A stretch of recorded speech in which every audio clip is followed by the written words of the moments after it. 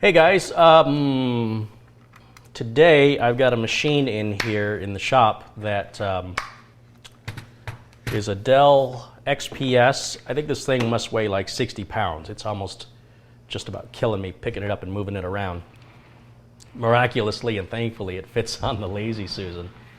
And this was a situation where I've got a client who, rather than buy a computer from me, got a used computer from a friend and bought it for his office where he does work. And this is not an office computer. And lately it's been, well, within the last 2 years, it's been extraordinarily loud. And I've had him, take it out. This guy does a lot of his own simple maintenance himself. He doesn't need me to do it. So he's taken it out and blown the dust out of it, and it calms it down for a little while, and then it gets super loud again. And I want to show you the inside of this because I'm sorry, this is a little dark in here. Everything's fully bright in this room. It just goes to show you how sensitive the camera is to light, so that as it gets darker, it really does impact the quality of the video. So I apologize for that. This is the earliest that I could broadcast live.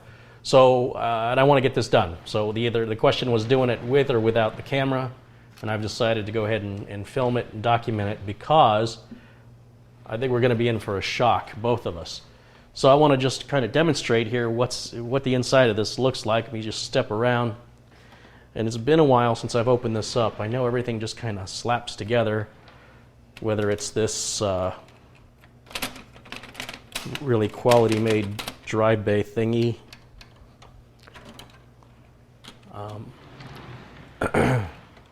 There's a latch here on the back. We pull that latch. Panel, I think, comes off. It's a big panel. I don't know if you can get an idea just how large that is. Just set that down. And then located here inside, we've got 2 graphics cards that are bridged down here. Power supply. The customer is once again got a used computer, and he wants this drive out of it because we upgraded. This had a RAID 0 array and with mechanical drives, and we pulled that out and put in the Samsung SSD, and the Samsung SSD simply cannot perform as fast as it should. This is an 840 Evo, and it can't perform as fast as it should because the SATA controller is only SATA 2, it's not SATA 3. So that'll run much faster in his newer used computer, and I'm standing right in front of the light, so behind this is actually a big this holds the radiator and the water block, and I suspect there's no water in it anymore, or the liquid has become so contaminated with bacteria and algae that it's actually running hotter as a result. So I want to figure out how this comes off and drain it and see, first of all, if there's any fluid in there. And we don't need this cable. Let's get that out of here because that's just, do we need it? Maybe we need it. Let's see. I know this piece has to come off. Somehow, some way, this comes off. And behind this is the radiator, the water block that's going to the CPU. And it does not appear to be cooling the video cards at all. It appears to just be a water block for the CPU. And I would love to demonstrate just how loud this thing is, but you probably wouldn't even be able to hear me talk. It's so loud. How this guy put up with it for the last year is beyond me. But he's done with it, and he's more than happy to have me get rid of it for him. And I'm happy to do so. I see a latch down here. What else am I missing?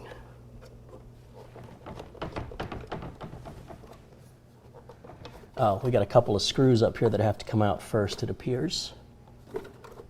All right, let's see. I have never, in all of my years, taken one of these apart.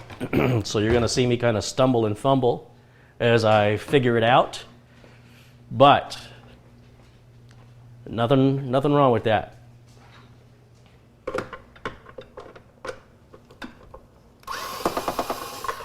There's one.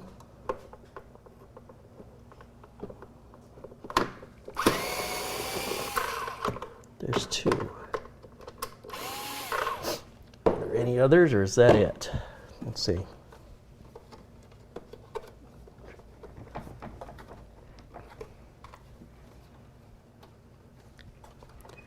This thing is monstrosity. Something is still holding. It's more than just those two screws, whatever it is. Oh, how does this come apart? It's Dell, so I know it comes apart easy. You know, it also appears that there's some kind of a drain or fill valve right here. I don't know how well you can see that in there. It's right back in there. And, there's those two screws. Oh, I see another one right here.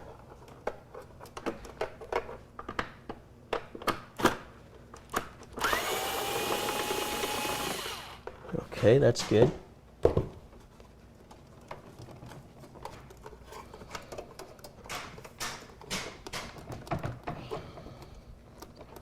Still feels like something's locking it in.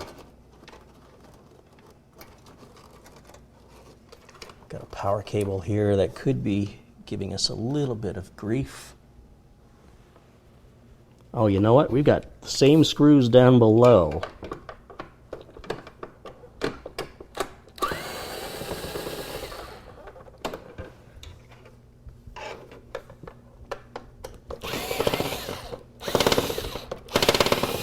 Come on.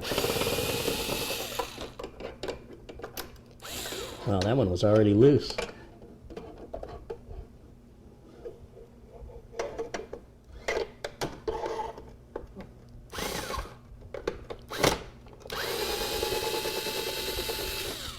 All right. Are we any better? Oh, that feels better.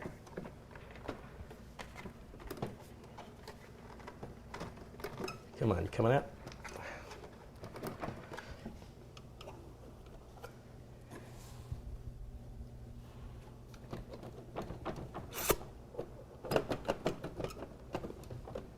This is absolutely fascinating, the way that they slap this together. It certainly seems like this piece of plastic has to come out.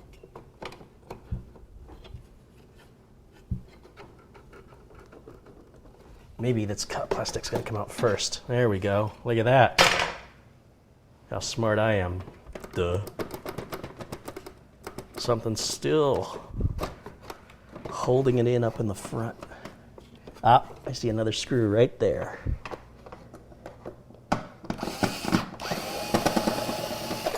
Wow, 7 screws and a plastic latch just to get this off.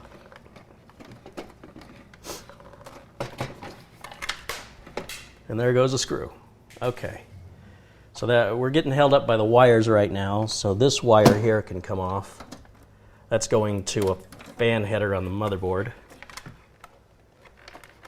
And then this wire here, I don't know how well you guys can take a look at that, but that is the water block right there.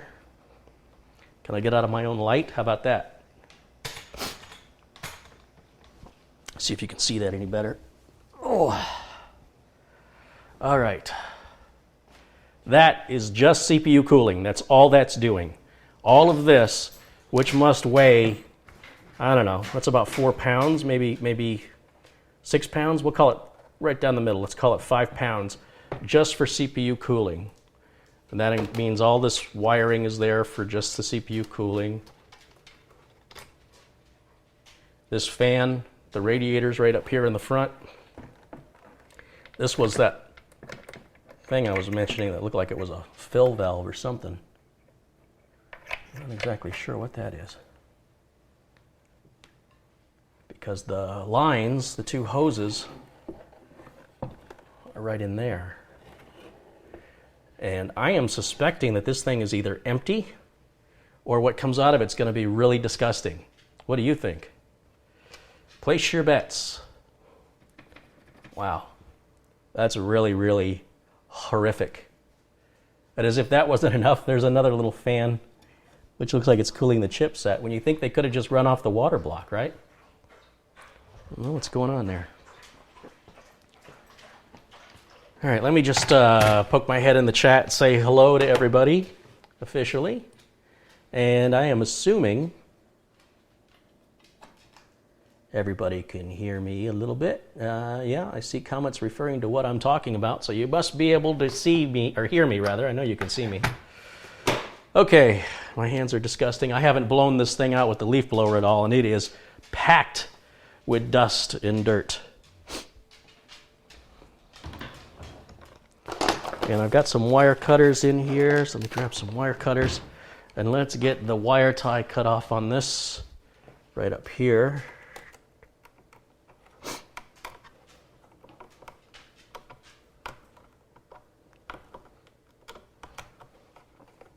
You know, it's actually, it's still a decent machine. I'm not sure what the specs are. You know, it's a few years old, but it was really high-end when it was new. And it still runs really, really well today, except for how much noise it makes. And, if Dell had just used a typical, standard, old-fashioned air cooler, it probably would be great. All right, let's get this power cable out. What's still holding us in? We got another power cable going in here with 2 wire ties.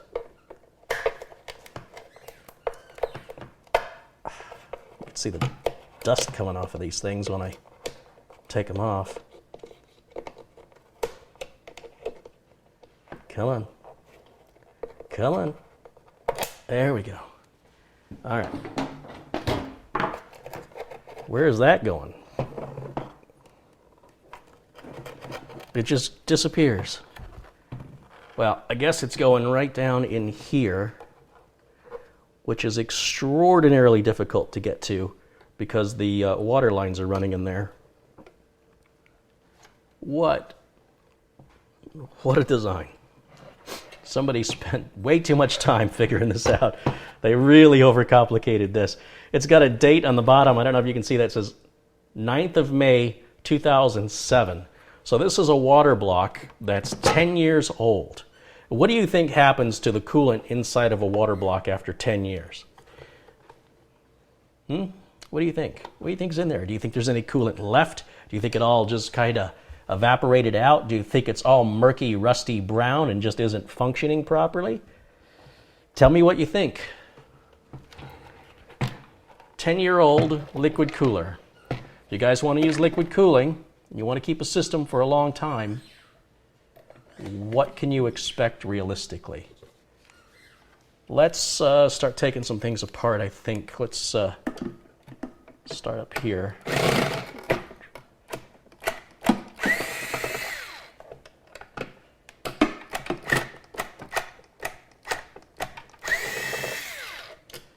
Not quite sure what that's removing, but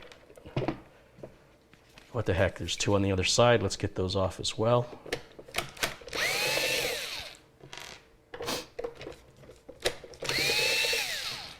Whether or not I'll be able to get it back together, well, that remains to be seen. I may not even want to. I may want to replace this with something else, if that's even possible.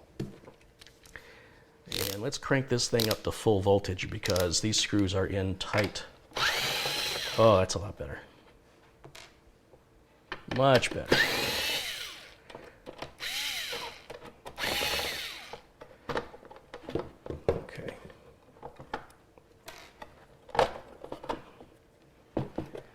All right, that gives me a little more access.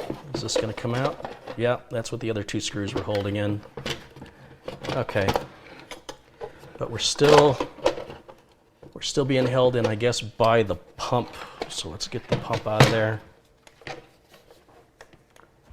And the pump is being held in with some bizarre size Torx, which I should have a solution for here. I can't imagine that that pump is working as efficiently. I'm not really worried about breaking anything with this. It's The great thing about a wireless microphone is I can continue to talk to you as I'm across the room. But the fun part of this is I don't have to worry about breaking anything. You know, if I can figure out, you know, another way of mounting an air cooler, I'll do that. Or if I can fix this liquid cooler, I'll consider it. I probably won't. It adds a lot of weight. And I know it's just going to make more noise again in the future. All right, let's see. Kind of looks like that. Wow, nailed it. All right.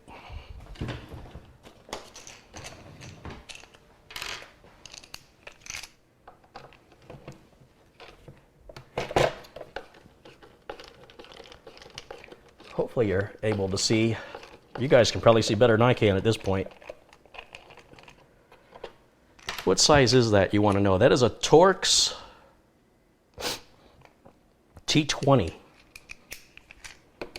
that's holding the water block on. I don't think it's used anywhere else on this entire computer. I think there's just 2 Torx T20s on the whole thing.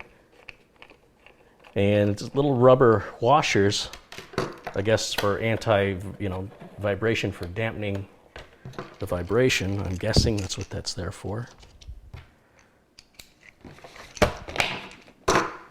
This is just a 100-piece security bit set. You pick these up at Harbor Freight Tools for around $13. It's great to have around the house, or especially if you're a computer technician or you do electronics work.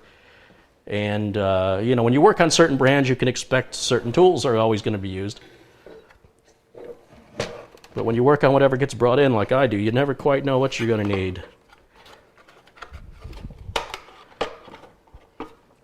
All right, so there's the block and the pump. Something is still holding it in place. Probably the radiator. We got a big fan right here, which looks like you can just pop it right out. That is a big fan. Oh, I'm gonna knock my lights over. Let's move that light back a little bit. So that's the fan. It's big. It's looks maybe like a 140, but it's really thick. So, and dusty. Let me just adjust this light a little bit. The stand is a little bit too narrow. Here we go. Now it's got a bigger footprint. Maybe it'll stay. Even if I kick it. Yeah, so I can see the lines are going into the radiator here. And the radiator, what's holding that in? Is it just being held in place with plastic clips? Oh, I see rivets. Are those actually rivets?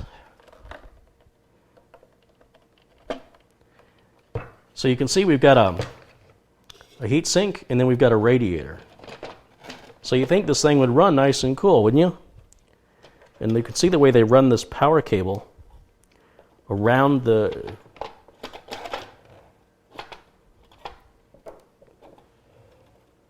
Where's that going?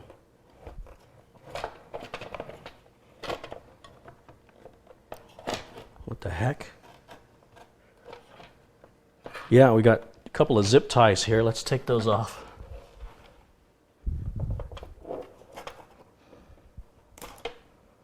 You see the dust coming off of that? Nobody's been in this. Nobody's been in this deep.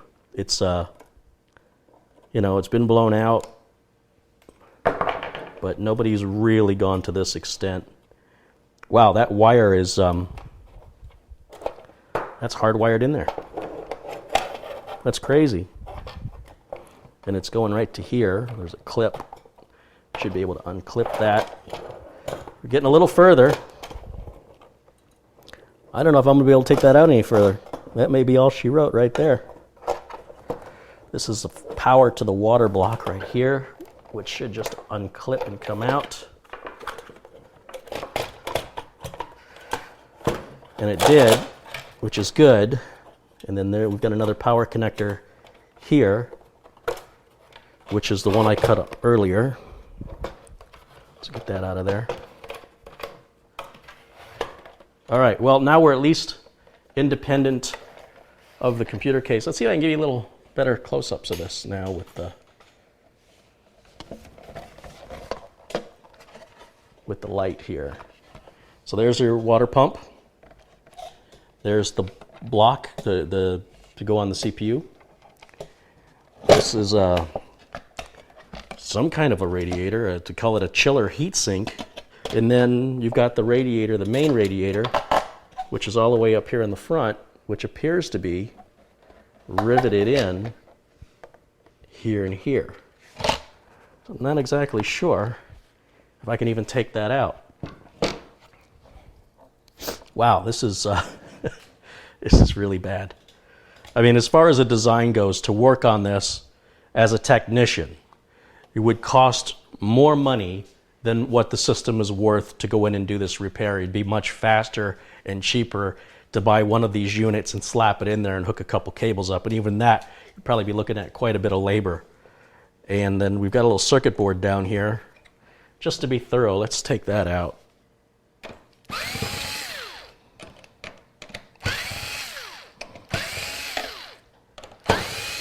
There we go.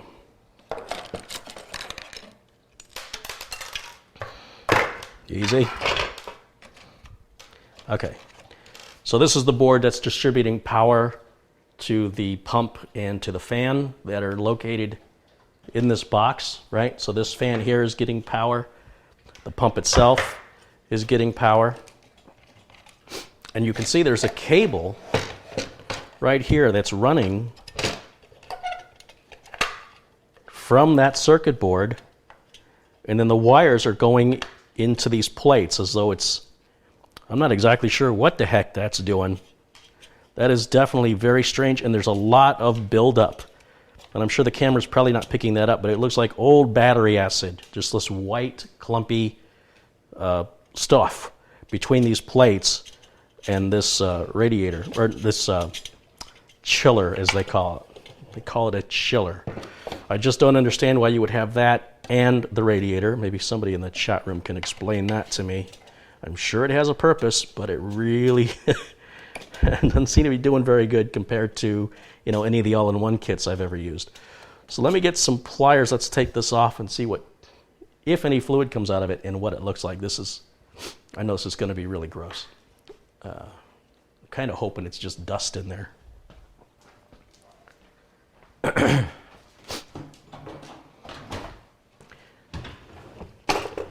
My hands are filthy.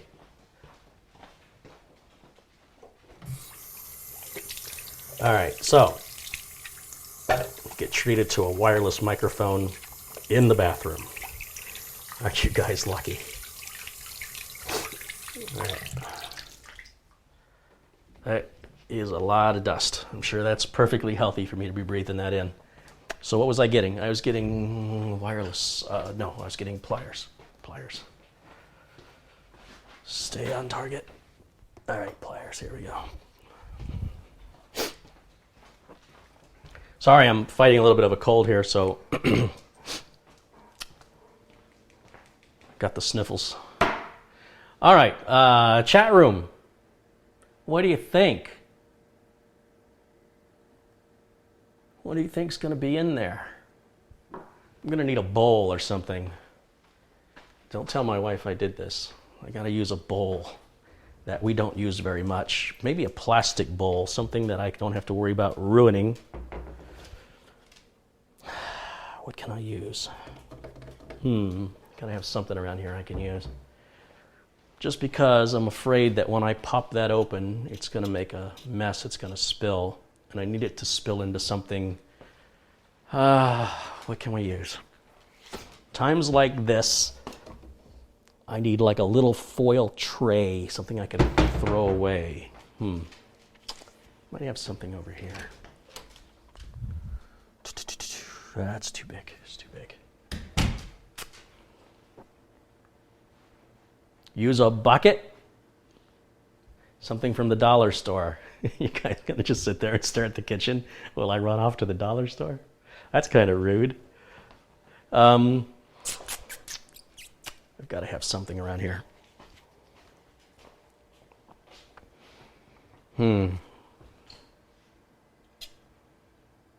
I'm really thinking it's going to be empty.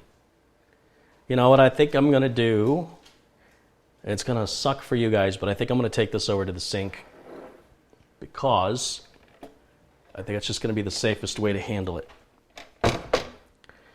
So let's just get dishes out of the way.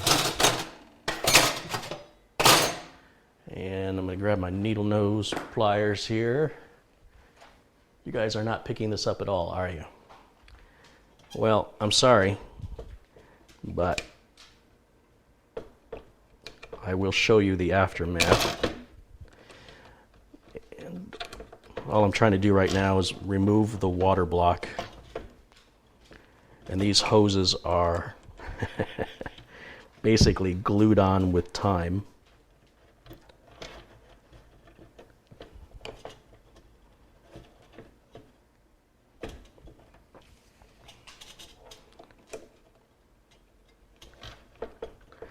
Well, all I know is something's wrong with this. It ain't working right. And I'm just loosening up the clamps on the hoses that go into the water block here.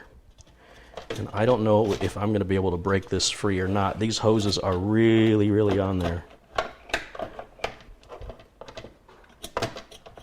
Wow. I may end up having to cut these hoses off based on what I'm seeing.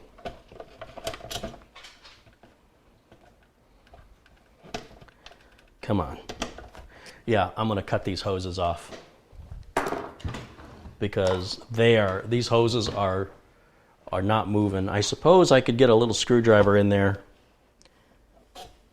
which is a great way to stab yourself. Yeah. I've got one somewhere. I think. Yep, there we go.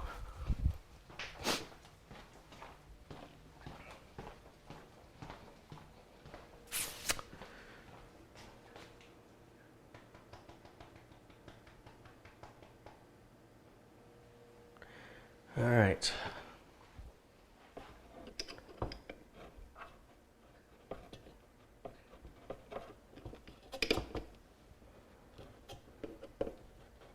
No. Trying to use a screwdriver to get that off is a sure way to, well, you've heard of avocado hand? That would be water pump hand. All right, let's see if we can just cut these.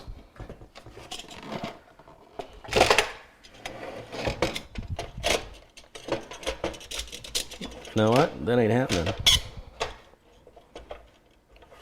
What a mess. There are 1, 2, 3, 4,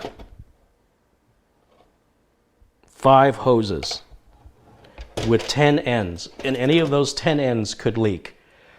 You guys want to know, am I going to do a custom water cooling loop? This is why I don't do it. We've got 10, let me bring this back around, 5 hoses, right in here, we've got 5 hoses, right? And each hose has 2 ends, which is a total of 10 potential places of leaks.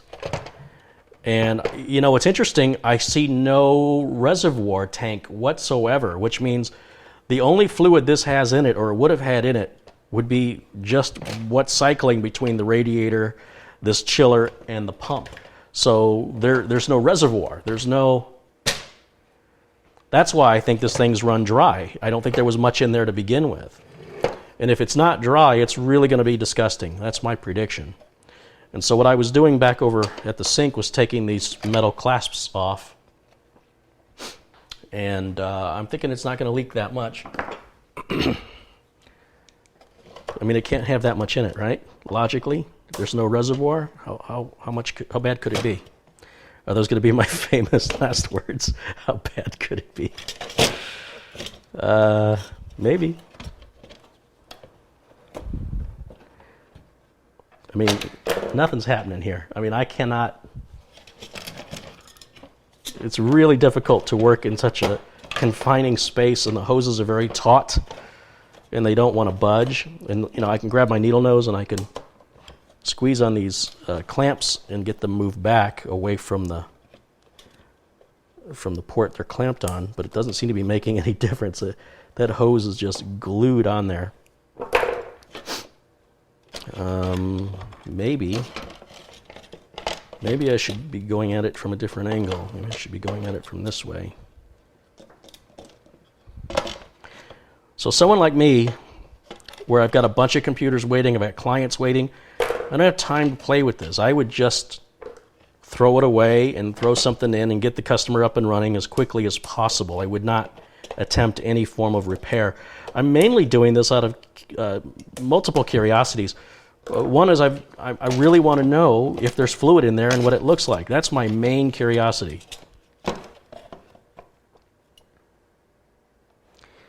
And I mean, you talk about over-engineering something, for the love of all that's holy. They really over-engineered the heck out of this.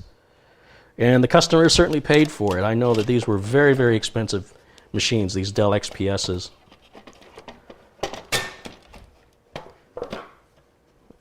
Wrong tool.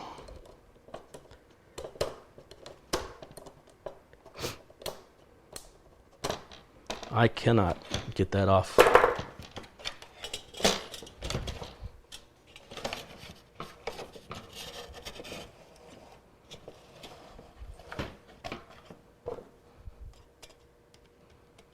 All right, here we go. That clamp is moved. So the nozzle that this hose is fitting on ends right there. So that much of it has to come off. And that hose, just to give you an idea, I'm trying to turn the hose just to, now that the clamp is off of it, and that hose is not budging at all. So I'm going to end up probably cutting through this hose, which is what I said I was going to do, which I'm going to take it back over to the sink because I keep changing my mind. The closer, calling my bluff, the closer I'm getting to cutting that hose, the more afraid I am that what's going to come out is going to be really nasty, smelly, sticky, and then I'm going to have to clean it up. All right, so I am cutting the hose now. Oh, there's something dripping. That's a good sign. Let's see if I can get some kind of a bowl. I'd like to see what that looks like. I want to see if it's clear or nasty. Just something. I need a plastic container.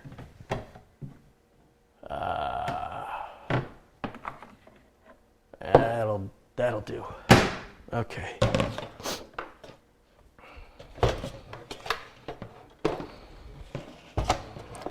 All right, now which line was I cutting?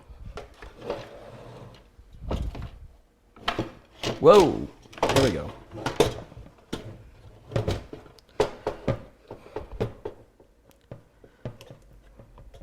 All right, so starting to make some cuts into the hose, more fluids dripping out, but it's not pouring out. I mean, there's not, like I said, there can't be much in there to begin with. It's not brown, which suggests to me that apparently it's working, but if that's as good as it works, it doesn't add up to how much engineering went into it for it to be running that loud all the time. And now that I'm getting this fluid in my hands, everything's getting slippery. Come on. Come on.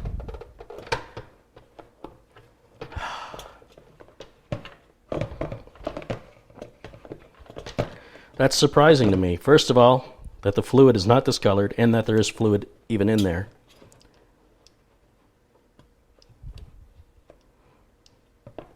All right. And this hose is being difficult to cut.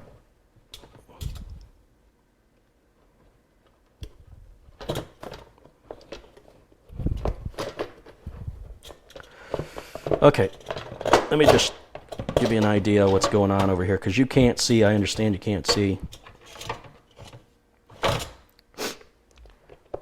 I don't know how well the camera's going to pick that up, but there is a light green fluid in here that kind of looks like Gatorade. like the lime Gatorade. That's what it looks like, kind of a watery green. It's not brown like I suspected it might be. And I really need another more efficient way of pulling these hoses off, because I'll tell you what, I am definitely doing this the hard way.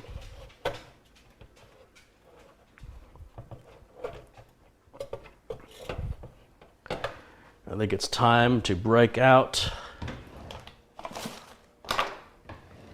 the knife. No, you're not eating this, boy. You're not going to like it. I promise you're not going to like it.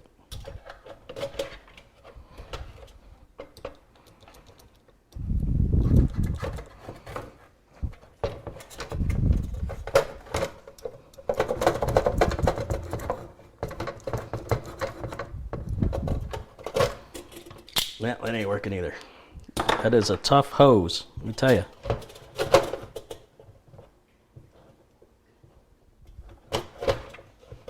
I think I need a pair of pliers is what I need, and 15 more tools. This stuff is sticky, whatever it is, this coolant. But it doesn't explain why the machine runs so hot unless the water pump's burned out. You know, I mean, it sounds like the water pump's running, but maybe it isn't. All right, let's see. Pliers. Now we're cooking with gas.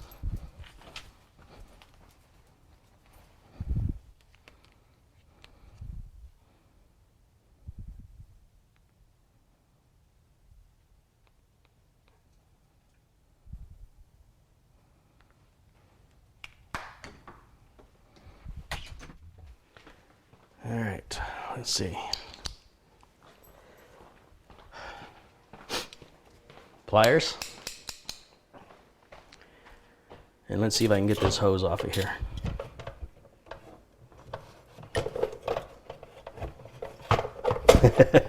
Not even with the pliers. That hose won't even twist. Oh, wait a minute. It's starting to twist.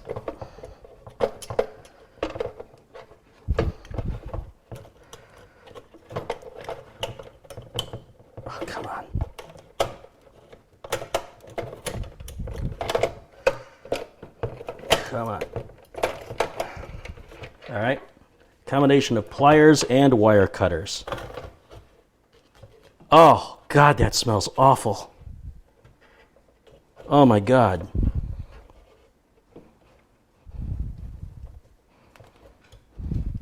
Oh, I can see the problem. This pipe, this hose, is blocked like a fat guy who's been eating fries for the last 30 years. Holy smokes.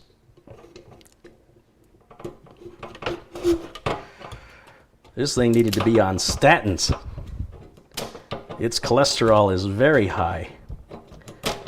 All right, I will show you in a minute. I'm just trying to get the other hose off, so be patient with me.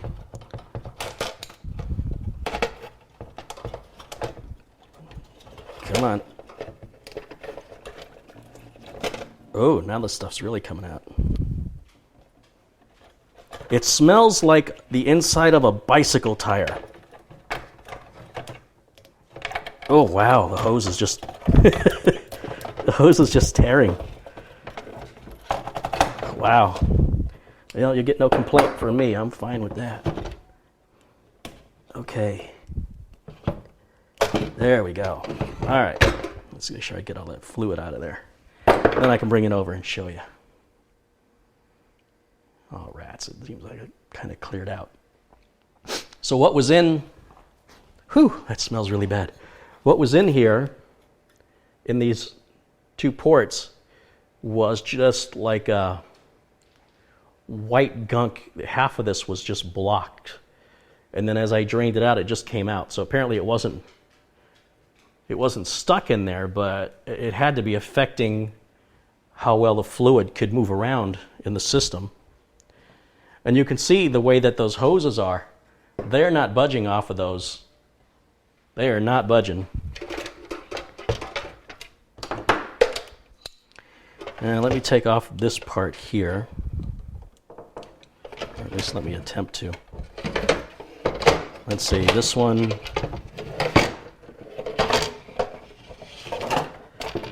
Let's move that down. Let's see if we can take this off.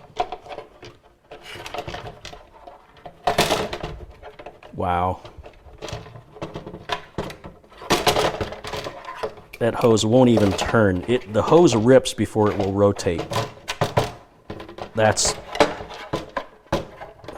how much it's been glued on there by the coolant on the inside, and that's why, unless you have an all-in-one cooler, you have to perform maintenance on these. And Dell, I don't know if they made a way to do maintenance or if their instruction manual even recommended it, but this hasn't had any, and this is what happens. Come on.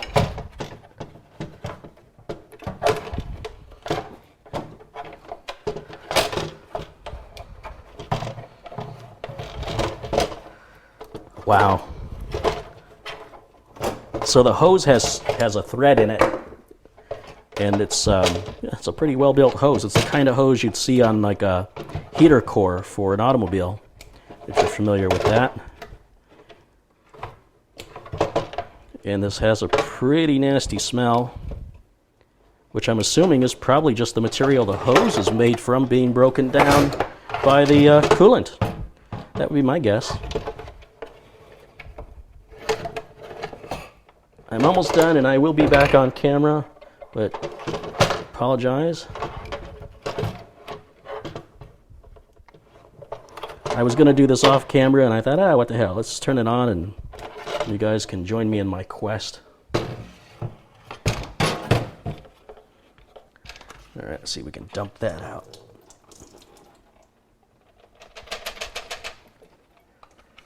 All right.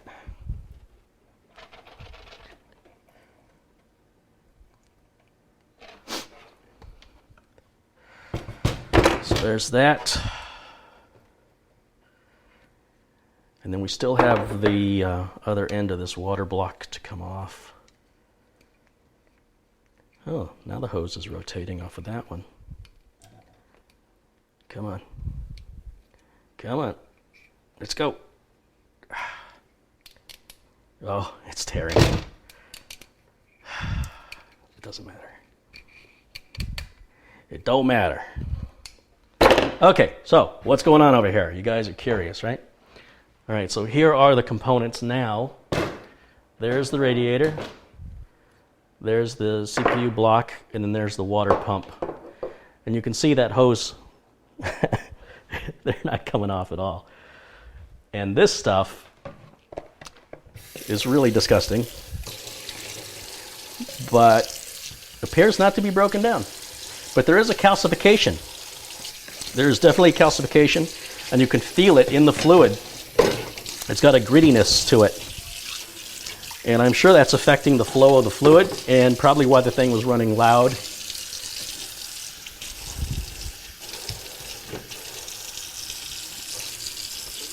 Okay.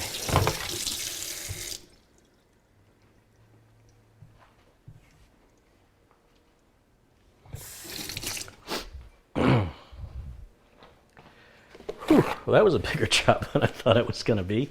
My goodness. Whew. All right.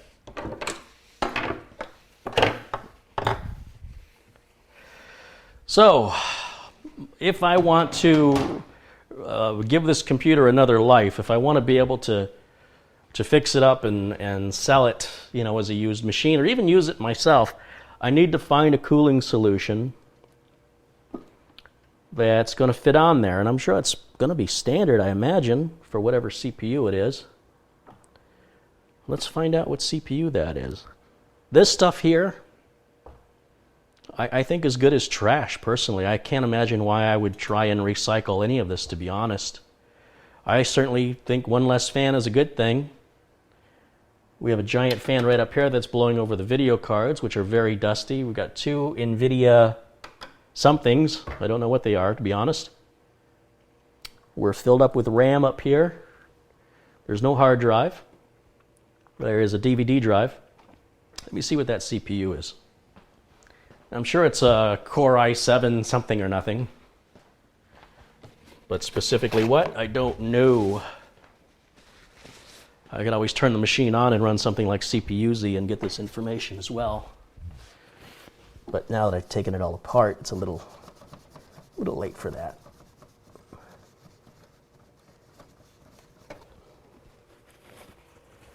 That thermal compound is hard as a rock.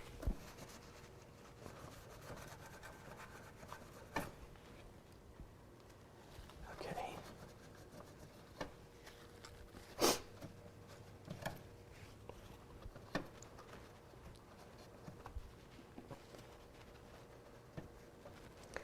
Normally when I clean a CPU off, I just grab a paper towel, and then before I apply new thermal compound, that's when I clean it with isopropyl alcohol, rubbing alcohol, or denatured alcohol. But just doing the main wipe down, I don't waste Q-tips on that, it would take forever. So now the question is, what CPU is that? Let's see.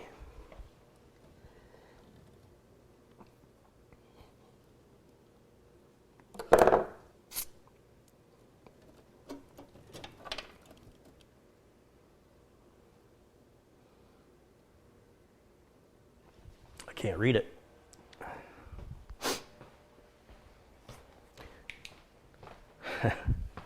Simple things get complicated.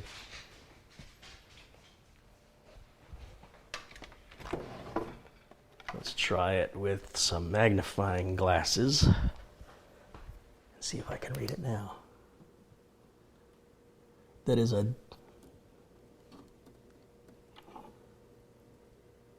Intel, okay, yeah, I knew that much already, thank you. Core 2 Extreme.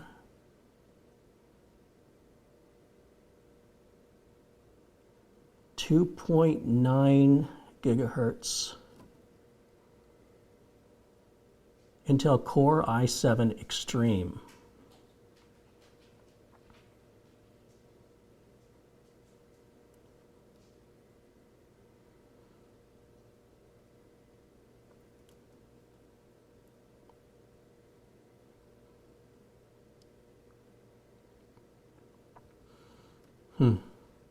Well, I thought it was going to give me a little more information, like a number. Apparently that's what it's called. Intel Core i7 Extreme. You know, I've had a 965 Extreme, but I don't know which Extreme this is. It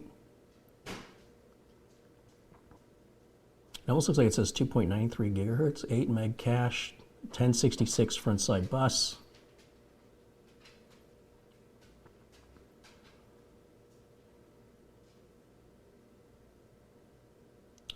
All right, I'm going to guess somebody in the chat room has an answer to this, right? You guys are smart. You guys know what that is. Am I missing out? Am I missing out on the information? Let me say it out loud so everybody can help.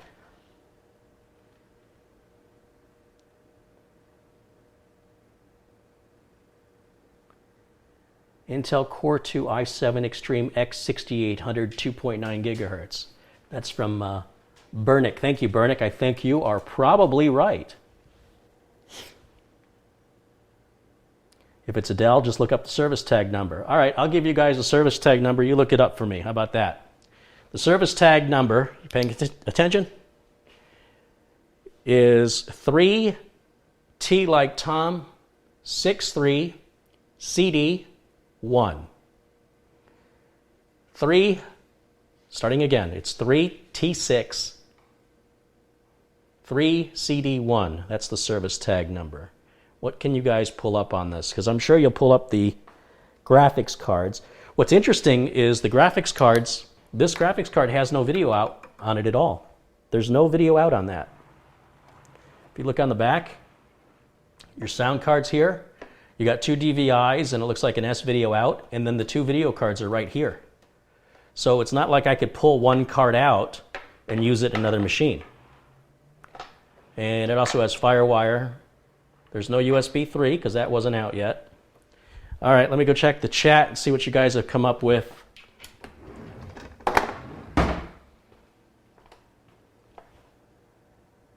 XPS 720, 500 gig hard drive. Well, it doesn't have that anymore.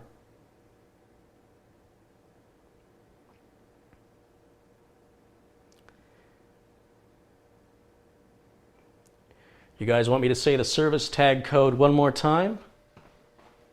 It is 3, T like Tom, 63, CD, you know, CD like a DVD, CD, 1. 3T6, 3CD1. 3T6, 3CD1. 3T6, 3CD1.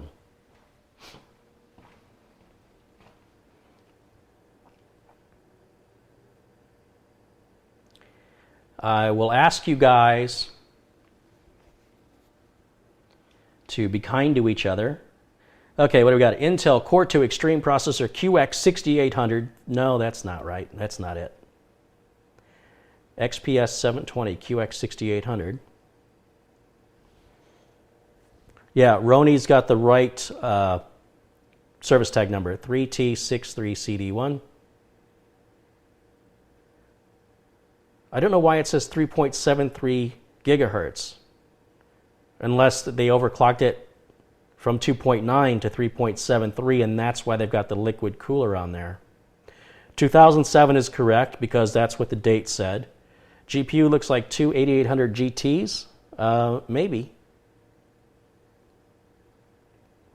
Hardware supports Windows XP Pro, no support for Windows 7. It's had Windows 7 on it, it's been running great. It's just been very loud. Thank you, everybody who's jumping in the chat room, providing this information. Dell XPS 720. Yeah, well, that appears to be what it is. In fact, there's a sticker right on the front that says Intel Core 2 Extreme, and it says it's designed for Windows Vista. There's a sticker right on the front that says Windows Vista. This is a big, heavy computer, and you know, my debate right now is what to do with it. Because what's going to happen, and I can already tell you what's going to happen. This fan's going to go out. Sooner or later, this little fan right here is going to go out. And you can buy these now. They're not as hard to get as they used to be. Looks like it's just connecting onto a regular Molex connector here. So that's no problem to replace it. These two graphic cards pose an interesting dilemma in that I can't take one out because they're bridged together. And or can I? Wait a minute. Wait a minute. Maybe they're just covering, you know what? I think they're just covering the back of the video card up. Now that I'm looking at it, this sticks out quite a bit. I think they just don't, you know, it's got to be two regular graphics cards with a cover on it. That's what it's got to be. That makes more sense. The video cards, I don't see a number on them, but you guys, you pull it up on the specs. Somebody guessed it was an 8800. Did anybody verify the graphics card? Looks like it came with Vista Ultimate. Yeah. Original hard drive RAID 0 with dual 320 gigs. Yes, I remember that. Come on, what do you got for graphics card? 65 nanometer CPU. Dual 768 megabyte NVIDIA GeForce 8800 GTXs. There you go. What is actually the problem with the system? The problem with the system is it's very loud. It gets so loud it's difficult to be in the same room with it because the fans are cranking up to 1,000,000%. And it's this liquid cooler. Something's wrong with it. And that's why I opened the liquid cooler up to see if there was any liquid left in it. And I assumed liquid cooler with a thing this big would have been cooling the graphics cards and the CPU. But no, that was just for the CPU only. So, surprise, surprise on that one. And I think I should be able to put a standard air cooler. I mean, these should be standard mounting points on the motherboard, shouldn't they? They should be. I kind of don't think they are because they're not. The CPU normally is perpendicular with the mounting holes for the cooler, but this one is on a 45-degree angle. You see, it's almost in the shape of a diamond on there. I'm standing in the light. I apologize, but you'll see the holes. The mounting holes are here, here, and here. But there's got to be a cooler available. And if I replace that cooler, put a new hard drive in it, even though it's only going to be a SATA 2 interface, I'm sure the machine would be a whole heck of a lot better. In fact, If I took this out of this giant case and put this into a Corsair 200R, I bet you that it would fit just fine and be a lot lighter. Interesting that the... I'm just noticing some stuff for the very first time. This motherboard has built-in sound, but there's a cover over the built-in sound, and then they've added a sound card separately.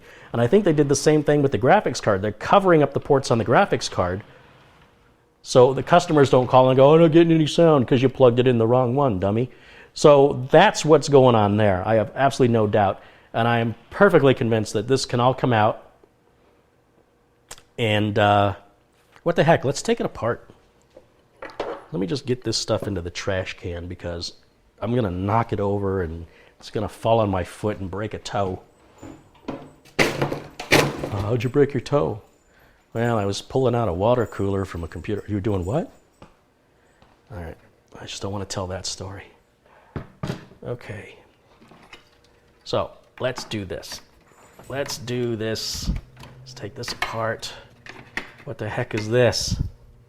Oh, that's to the sound card. I mean, they really went out of their way to overcomplicate this. I really should blow this out before I get started, but I'm not going to. And I've got a little mess to clean up here. Some of that fluid's on my counter. So let's get that cleaned up.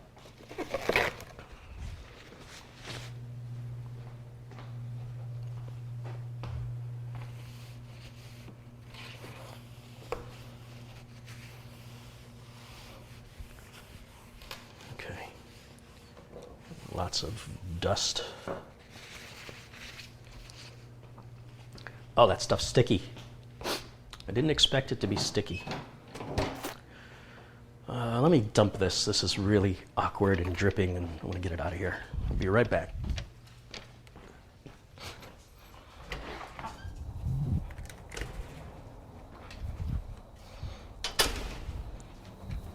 I assume this microphone's still picking me up while I'm outside, so I can still talk to you. This is the main trash can. Yeah, never gonna see. Thank God. Watch my customer call me and, you know what, I changed my mind. Go ahead and bring that system back. Don't even think thoughts like that. There's no going back now. Only moving forward. Because we don't have reverse. All right, where's my old man glasses? Let's put those over here where I can hide them and you can't see them. All right.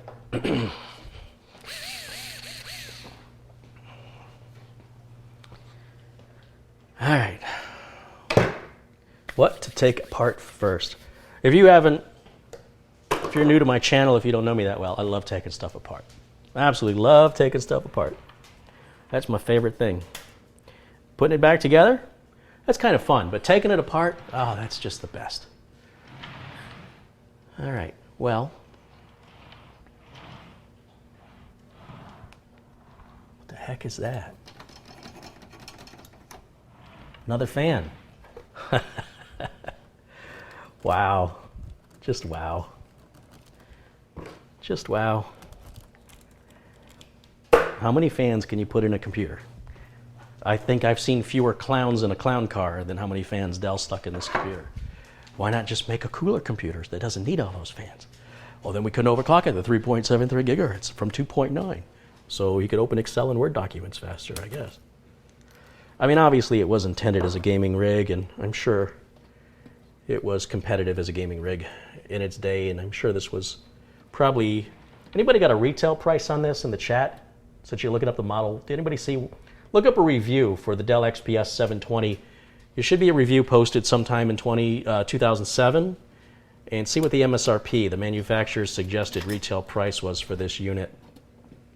I'm going to guess it was probably close to $5,000. Maybe $4,200, something like that.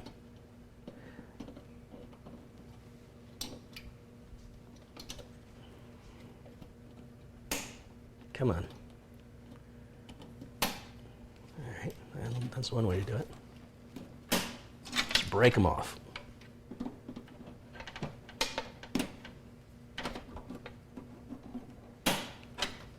plastic is very brittle. These are the hard drive trays. They can come out. Don't want, don't need.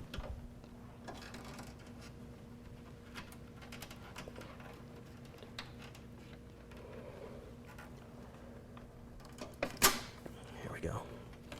Then we got our SATA cables. These can all come out. Power cable can come out. There we go. There's that. This has got to be CPU power. Wow, it goes way down in the corner. I can't even get that out. The video cards are blocking it. Nice design.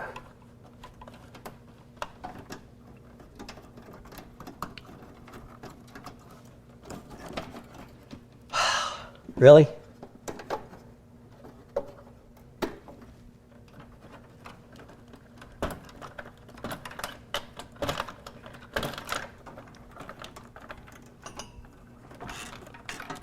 I'll tell you what, it's bad enough working on a system I've never worked on before, but doing it when it's this dark,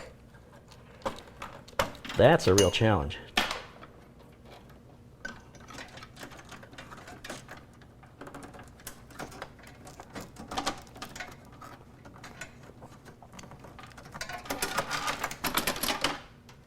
Well, these are the SATA cables. And then this is that fan. And these are power to the video cards. What's back here?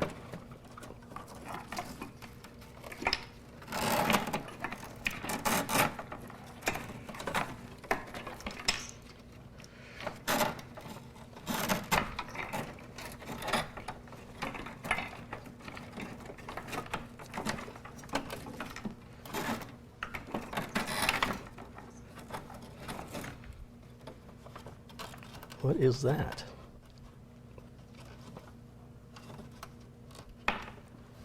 There's a header on this motherboard that appears to be a power header.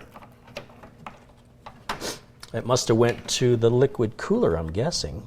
I can't imagine what else it would have gone to. It's a very strange looking thing there. It's got one end that looks like that, and one end looks like that. Very strange.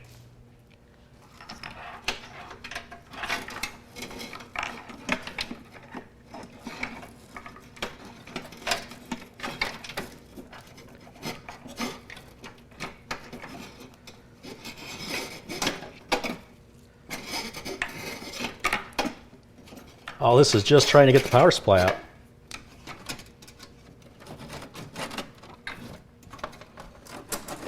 Seriously, it's got another power connector, a big one on the motherboard. Come on.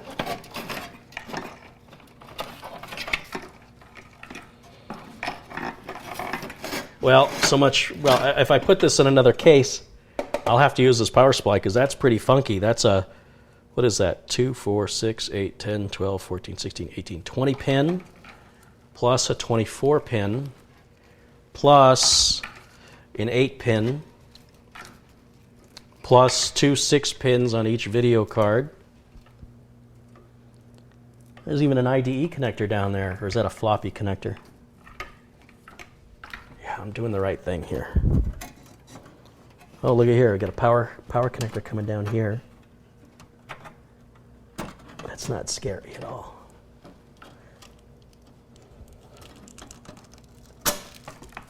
What the heck is that going to?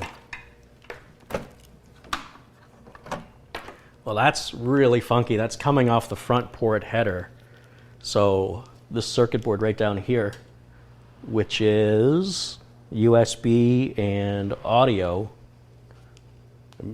Okay, well, it's more or less a USB connector, and that's more or less a standard audio header. No, it isn't standard, but it's got the right number of pins. Set that over there. This really, really, I do not like I do not like this. What is holding that in?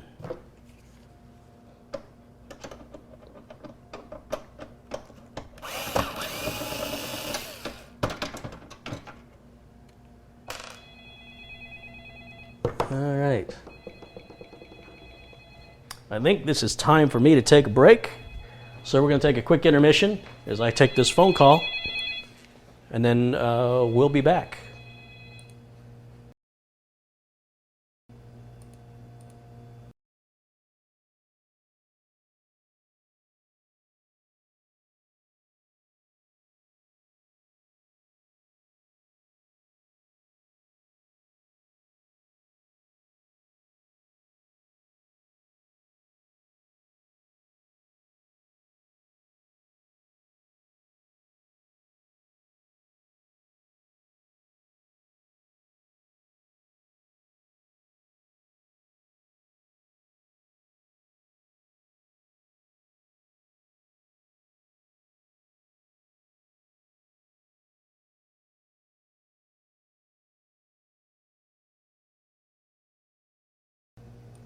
Oh, must have been a wrong number. All right, so let's get back to what I was doing. Trying to figure out how all this comes apart. That screw is removed, that one is removed, so what else is holding this in? Shear wheel.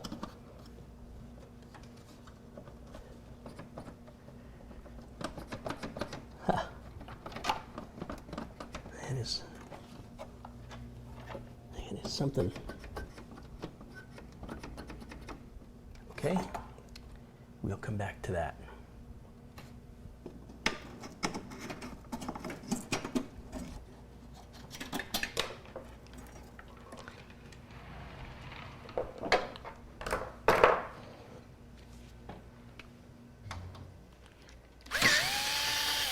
I can imagine if this power supply went out, this would be a very expensive and time-consuming thing to replace,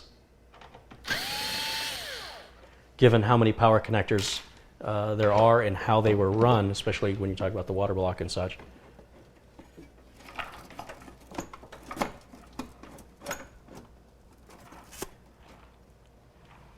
Okay, how does it come out?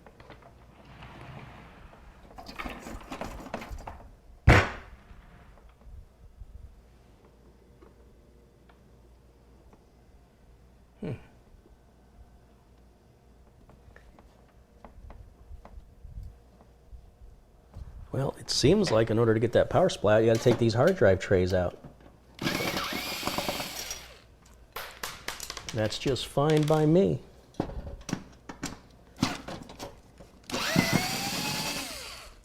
Times like this, having an electric screwdriver is a real wrist saver, let me tell you. I could just feel the carpal tunnel syndrome.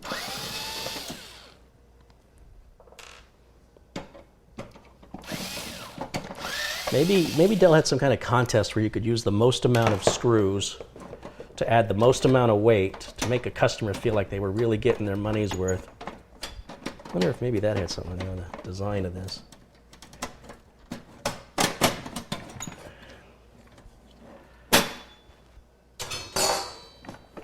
How you like me now?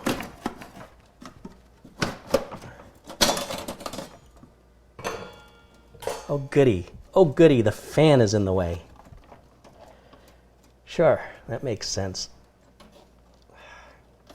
I would love to talk to the guy who engineered this. Just give me 5 minutes.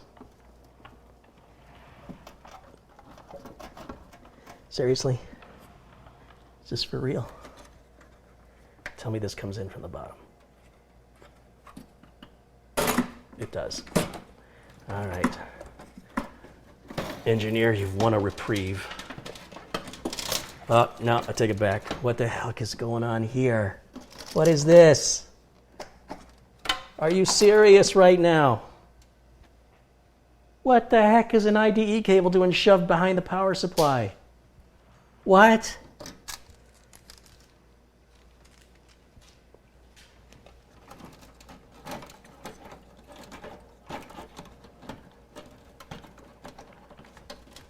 Where's this cable going?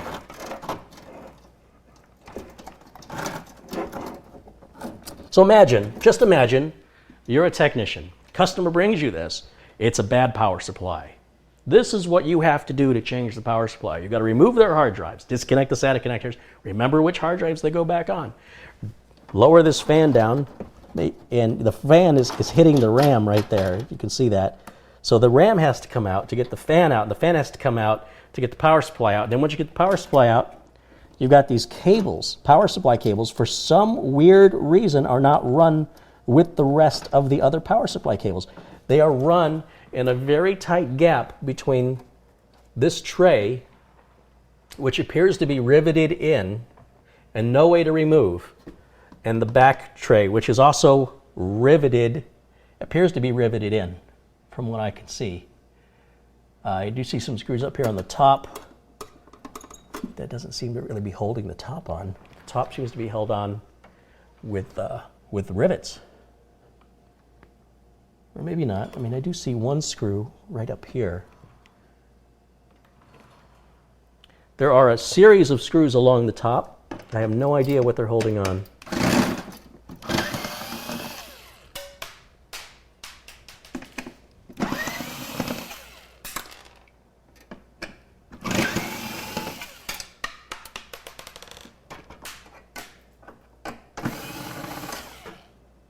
That one.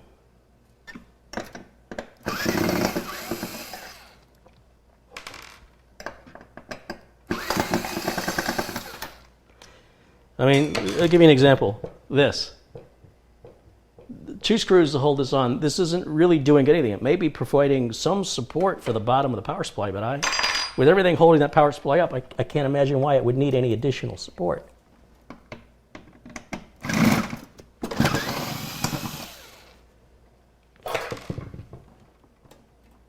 Yeah, I don't know what the heck those screws are holding in. Another one right here.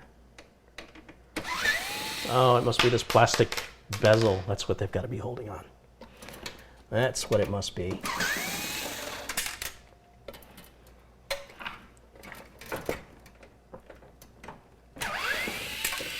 My goodness.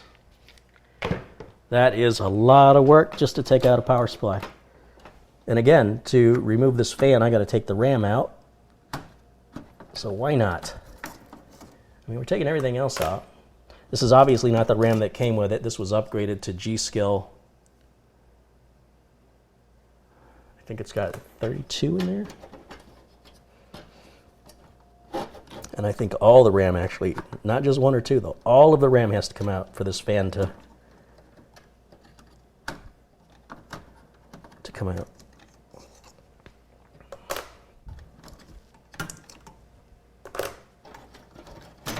Yay! Oh, no. It's connected right onto a motherboard header. I can go there.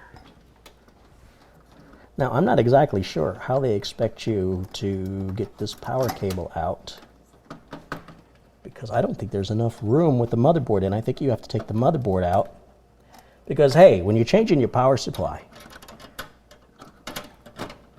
you should have to take your motherboard completely out and disassemble your computer to a level of complete and utter dismantling.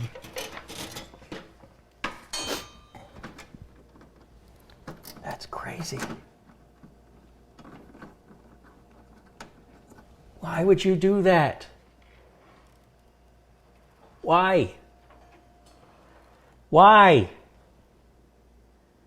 The board's got to come out.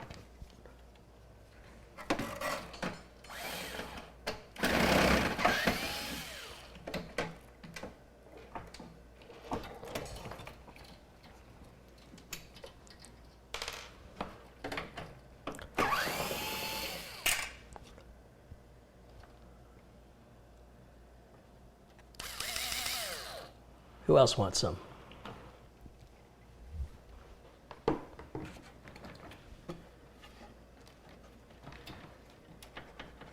Still something holding on. Oh, yeah, there's one back there.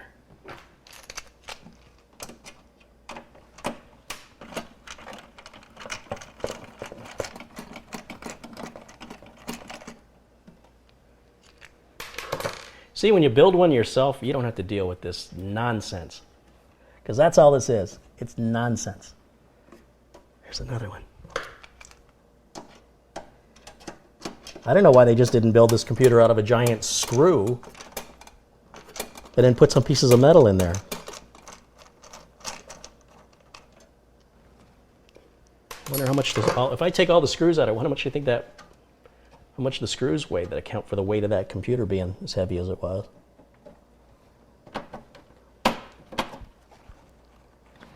So I'm guessing there's a couple other screws back towards the back here. I just really, all I wanted to do was take the power supply out. I guess that was asking too much. It's crazy. What is this? What is this? Something coming off the motherboard here. I can't take the board out without taking the video cards out first.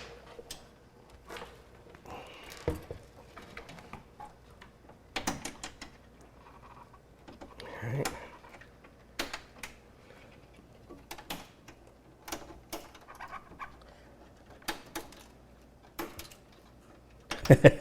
Plastic's just breaking off.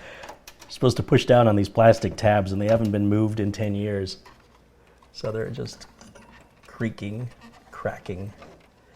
And if there's a release mechanism for these graphics cards, there doesn't seem to be any way to access it.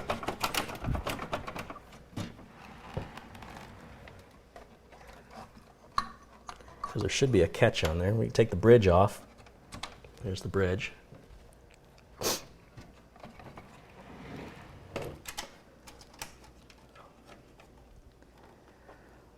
Wow. Just wow.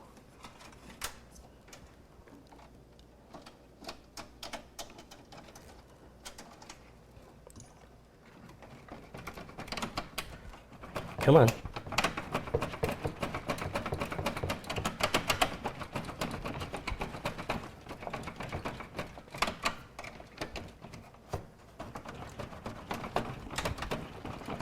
Wow. I don't know what else to say. I don't know what else to say. Just wow.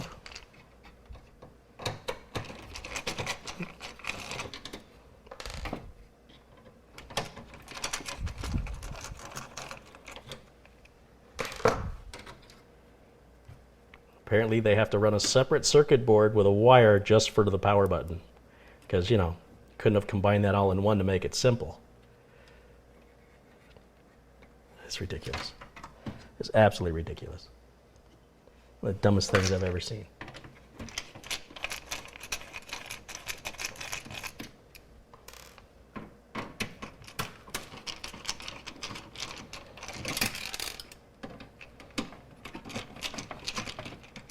Wow.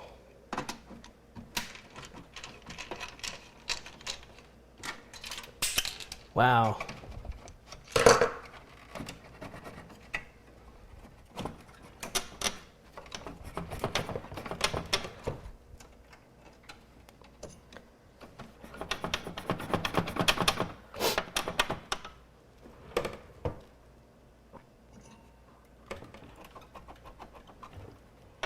Something's really holding it in there.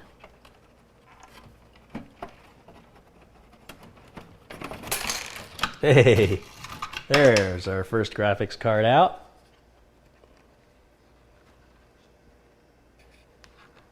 The good news is this little handle can be removed, so it'll be a normal graphics card. It's about 3 screws holding this metal piece in right here that comes off, and then the video card will look more familiar. Once again, what was good enough for everybody else wasn't good enough for Dell. So they had to re-engineer and over-engineer it. Here's video graphics card number 2. Same deal, same identical card. This is the power going to this front fan. Yes, yes, there is another fan. And it's a big one at that. See how easy that came out now that the graphics cards are out. This is our sound card, which just looks like a regular old, I don't know, kind of looks like a sound blaster. I don't know what it is. says it is a Creative Labs. Model number 880770. Ooh, my favorite. I don't know. Okay. Now the motherboard can come out.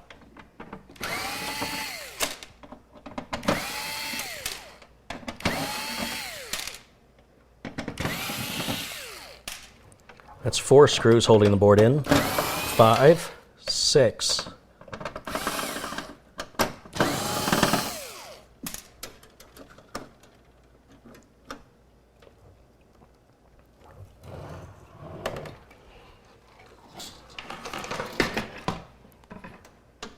Seven, 8, 9,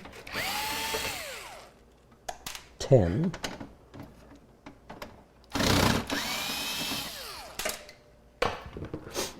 Is that it?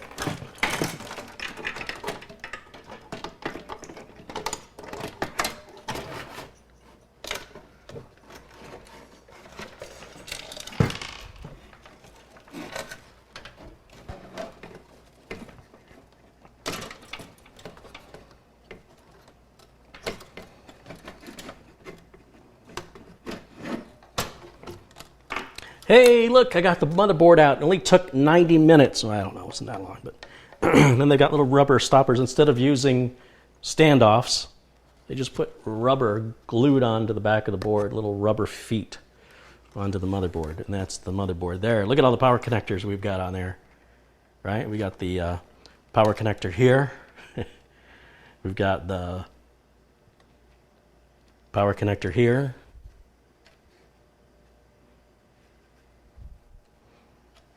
Is that it? I swear there were more than that. And lots of proprietary connectors around the edges of the board.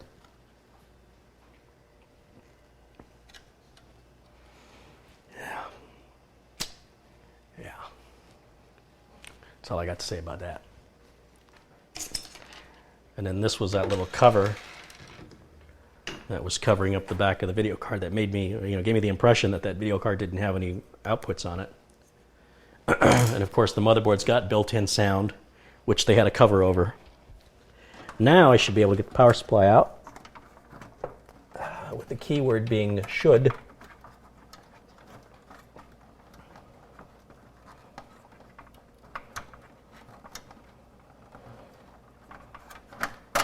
Yeah, there's one. Again, why this was routed back behind here versus running it up through the front, it's not like they had a beautiful cabling job to begin with. I can't imagine that that actually made any difference. Thing didn't even have a case window anyway. Now I've got the power supply.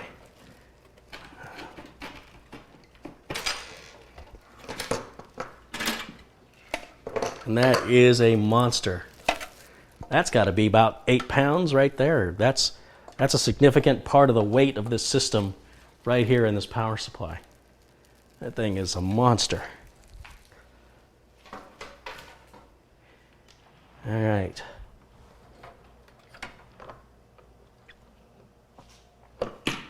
Take all these screws out of here.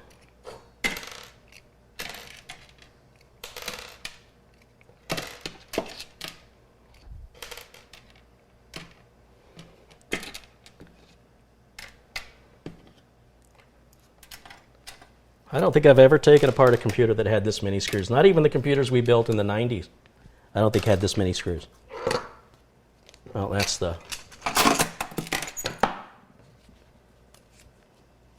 I/O shield.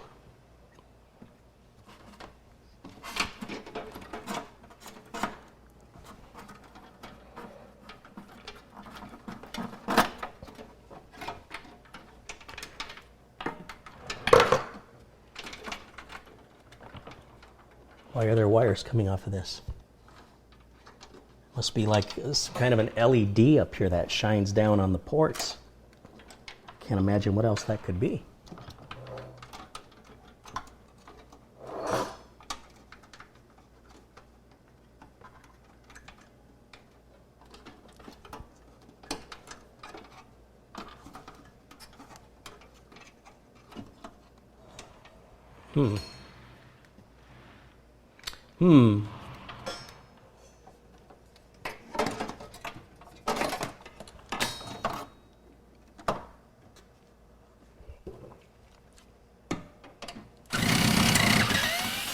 More screws.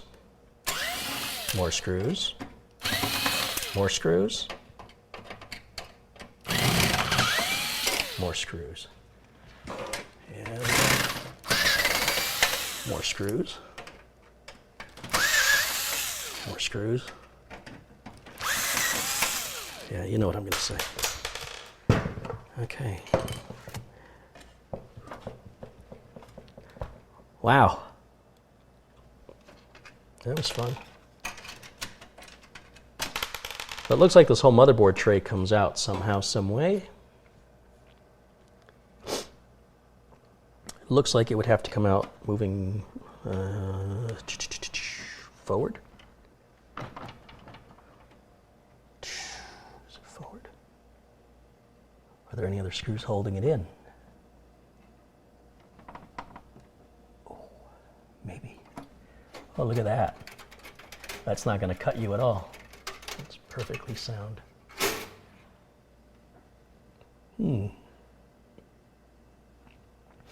It certainly looks like this tray moves forward. But, oh.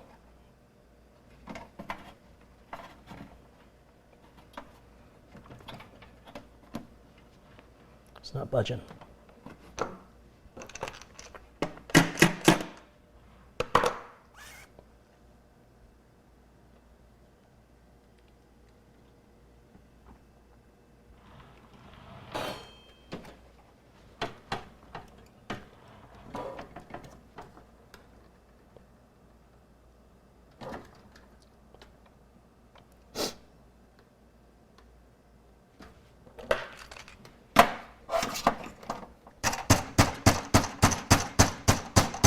It ain't moving. There's got to be something I'm missing here.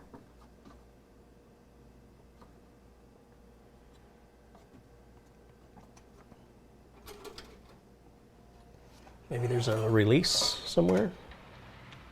But this cover doesn't come off, I don't think.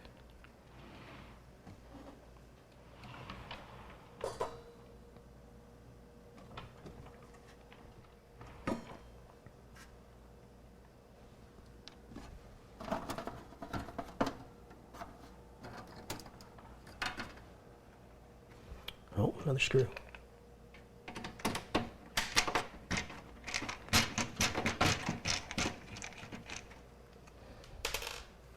I don't know if you can see that pile of screws right there. That's not even all of them, because there's more over here. My goodness. There's another one.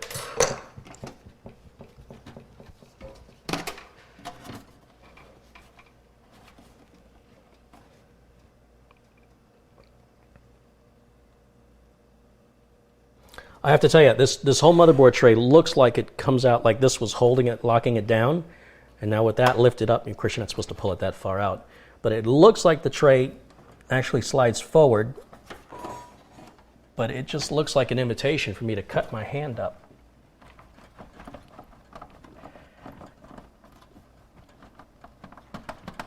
It feels like something's still locking it in. But whatever it is, I can't determine what's holding that in place. All right.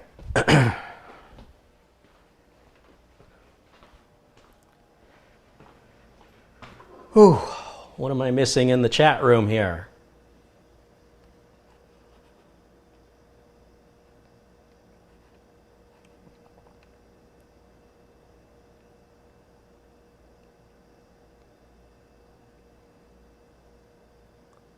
Whew.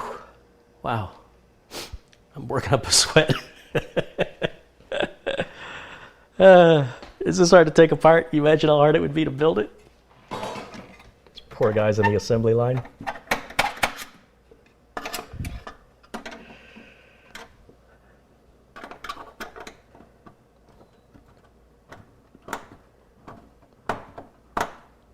I mean, it's moving. It's not moving much, but it is moving.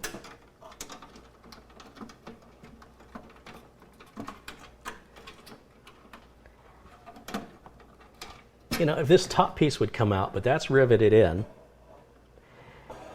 And I suppose if this side panel would come off, but I haven't figured out how that comes off yet. It's got to come off. I mean, they put it together, right? It's got to come apart.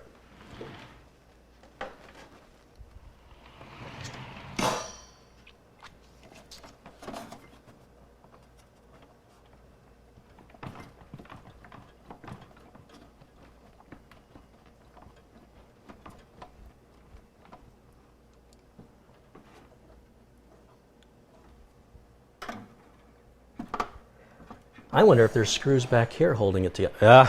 No, I took those out already. Oh wait, there is one, two. Maybe it would help if I took those out. Those appear to be the motherboard tray. Right there. And they're black screws. They're different from the others. They're longer and they're a different color. Now is it going to come out? Look at that. Almost like I knew what I was talking about.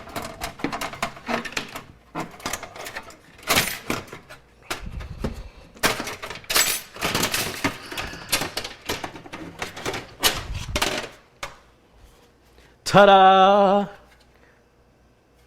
Did I do that too quickly? Did you blink and miss it? Oh, look.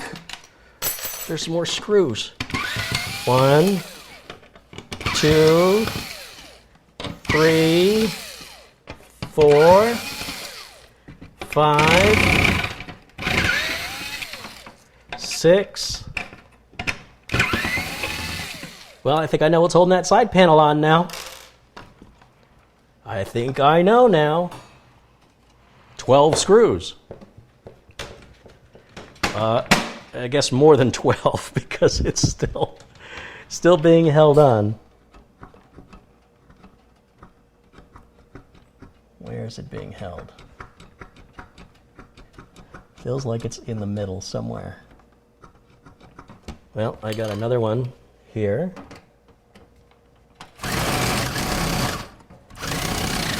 Yep, that ain't gonna work.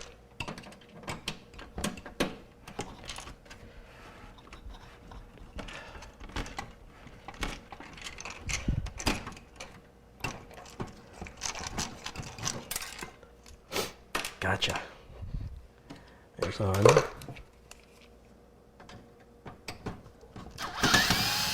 There's another one. All right, now what? Something appears to be locking it or still holding it in the middle. Oh, I see some more. I can't make this up. I could not make this up. How am I supposed to even get to that? Come on.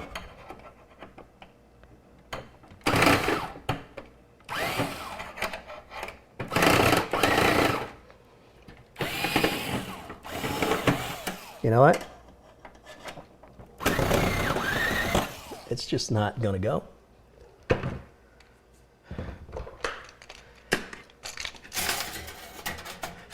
This really has me concerned. I really don't like that. I don't like that at all.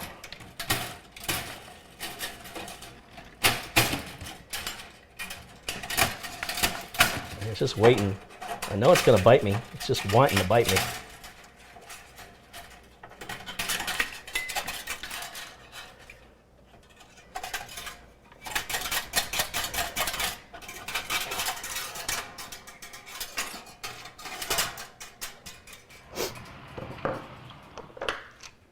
There's another screw right there,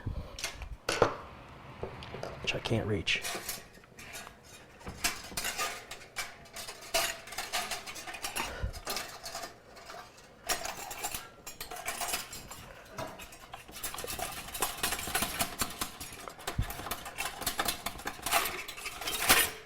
There it is. Yeah, that's just waiting to bite me. That's the kind of stuff that'll cut you up bad. All right, where was I? Trying to figure out what's still holding this. Mamma Jamma still in there.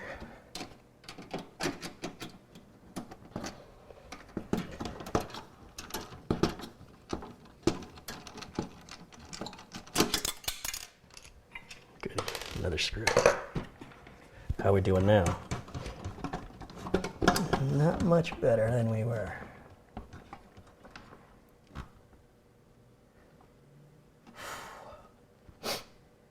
Why?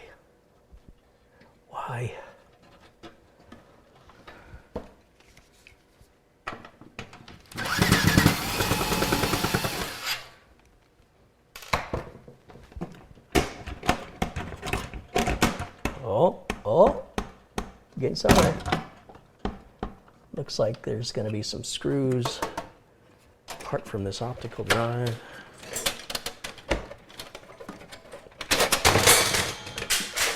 That can just go anywhere. Yeah, it is a Blu-ray drive. You guys are right on those specs. Dead on.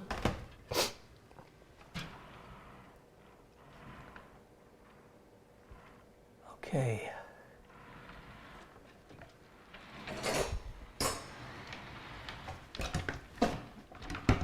Still something's holding it in on this side here, which I can't really see because this is in the way.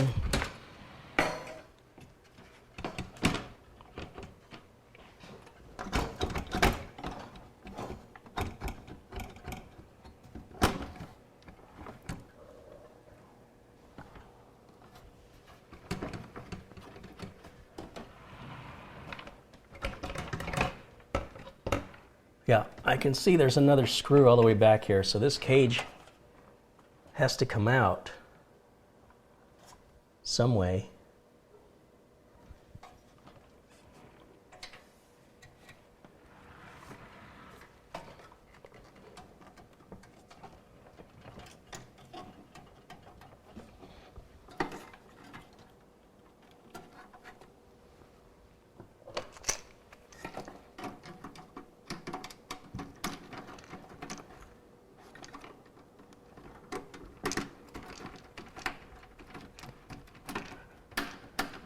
Huh.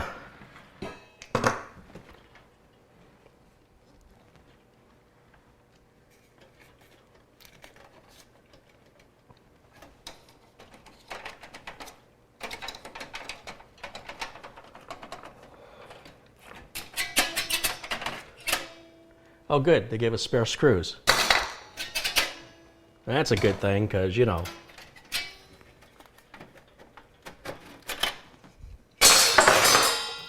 what if?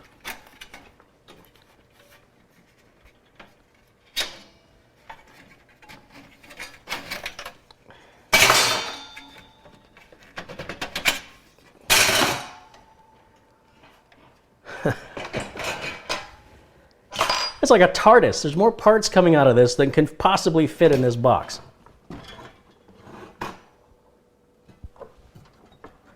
That cage is welded in. How am I supposed to get to the screws behind the cage? Oh. That's what they want you to do? They want you to run a screwdriver all the way through these little holes. That would require a really long screwdriver. And not even. Not even. Not even close.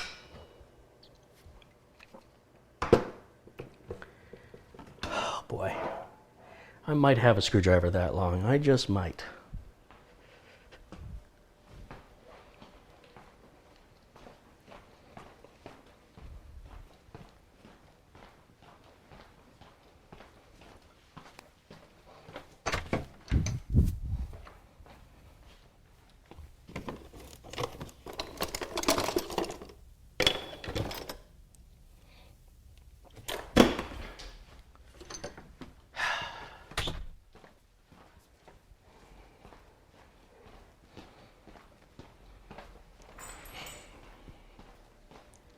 This one may be too big. All right, let's see.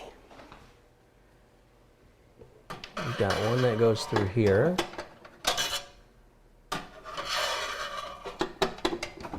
Ah, it's working.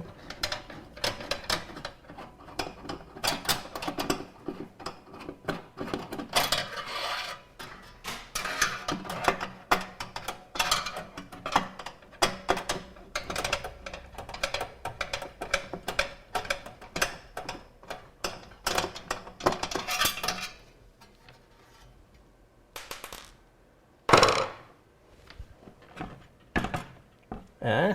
Look at that.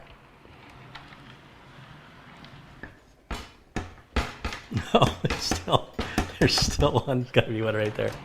Are you kidding? No, we're not kidding. It's got to go all the way to the top. No, it's got to... What? Oh my goodness. Seriously? Seriously. Yeah, there it is. That's it.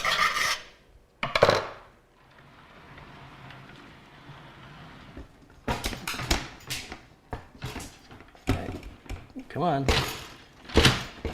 How could there possibly be another screw holding this on? There is. There's still another screw. Oh my gosh. How am I supposed to get to that one? That ain't gonna happen. Nope. How? I guess you gotta go at it blind. Come on.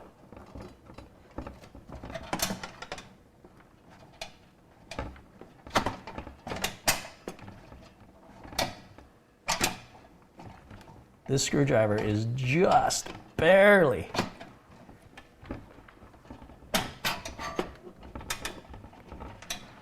Oh my God. Ah.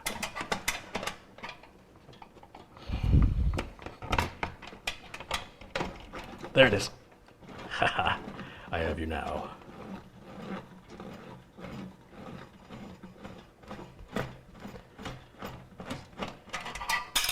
Can you guys see that at all? If I move and move over, can you see how far in that screwdriver is going? That's basically performing a lobotomy. Okay, it's coming off. Whew. For that much work, I kind of feel like these XPS stickers should be mine. That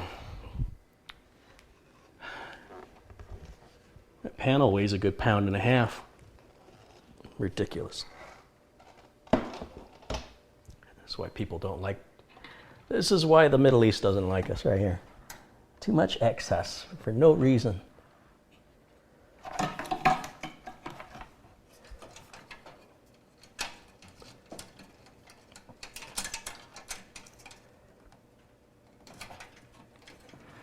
There's a little connector here.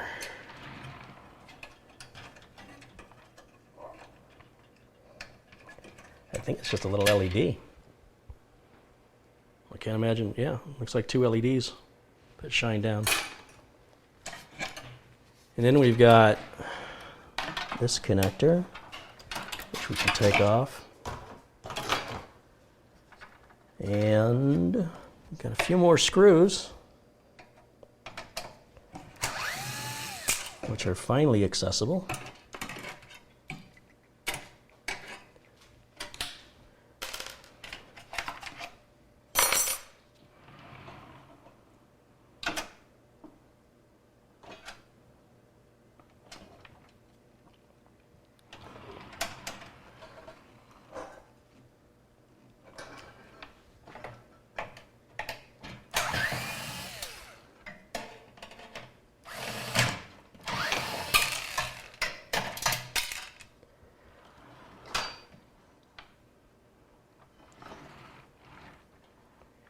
Did I get them all? Probably not.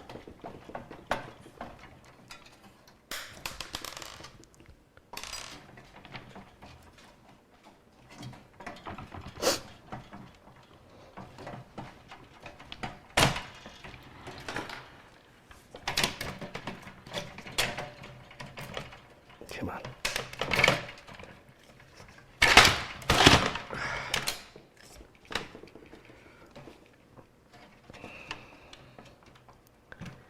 So we have a circuit board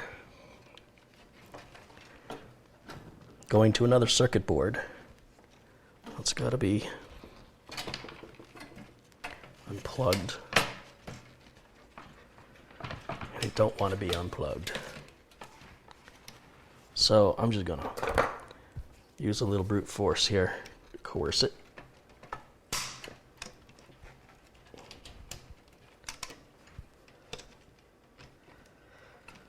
Well, time to cut some wires.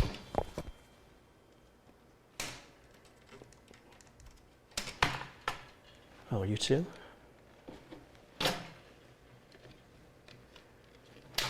So I'm guessing that's all that is for lighting here and here where we have more screws.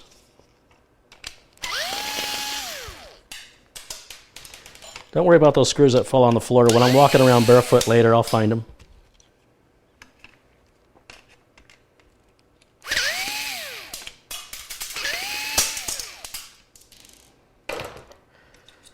Yeah, those are just LED lights.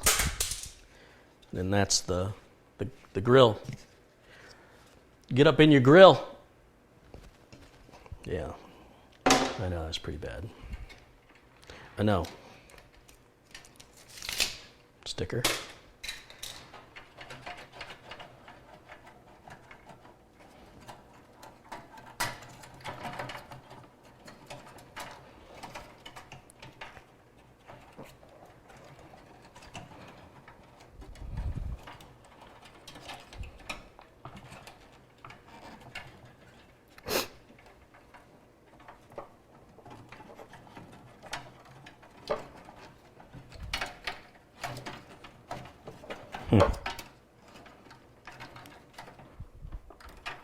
Well, I'm glad this isn't a machine that was brought in for repair. I can tell you that much right now.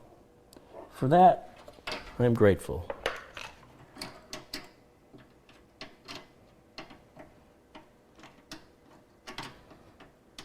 It almost seems like there's a really fine #1 Phillips screw. You need like 27 tools to take this computer apart.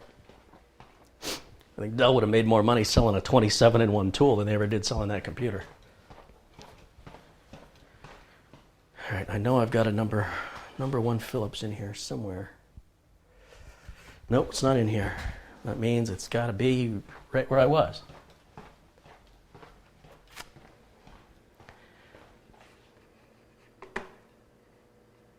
Okay, #1 Phillips. Yeah, one of these two ought to do it.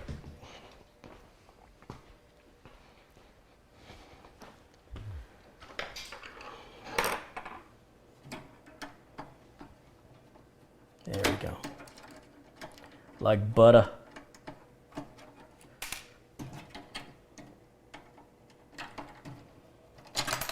Yeah. Uh-huh.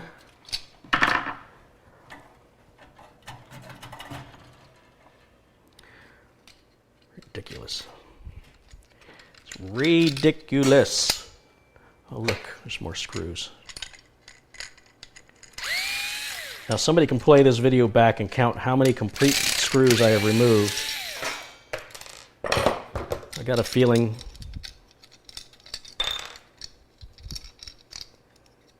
it's excessively high.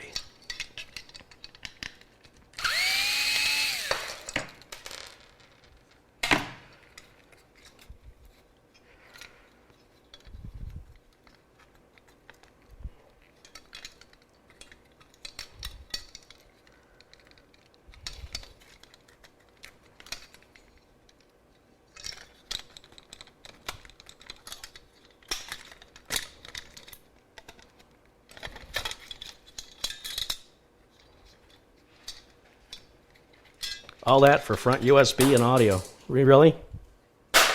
Could you have made that any more complicated? Is that possible? Careful what you ask for. The new Dell XPS. Now with more screws. Okay, I think that's about it. I don't know if I can break it down any further. I got a cable here.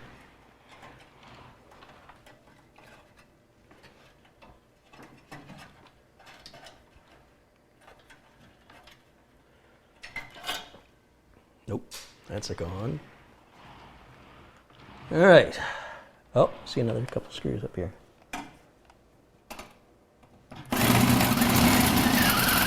That ain't coming. Nope. That ain't happening. Not exactly sure how you're supposed to get those out.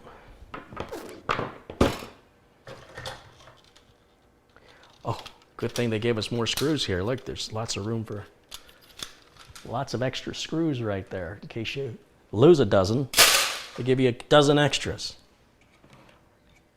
Because, you know, it wouldn't work if you put it together without the screws. Look at the quality of that case now, huh? Talk about illusions. Wow. Imagine if I stood on this. It'd be like flattening a beer can. Still, I wonder about those screws. What did I do with... Can I get them from this way?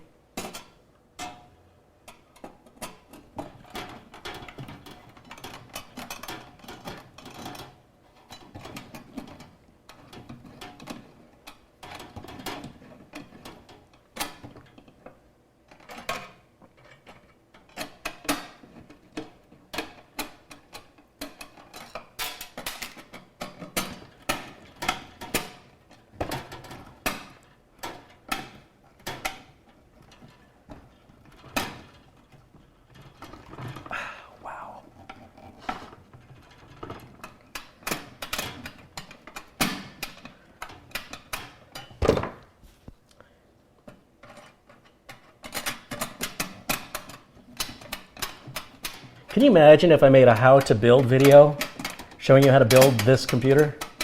First, let's make sure we have all 89 screws. Count them out.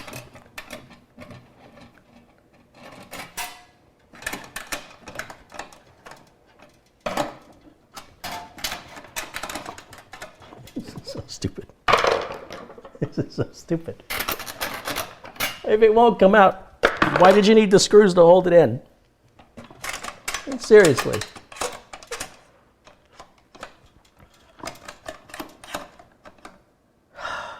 My God.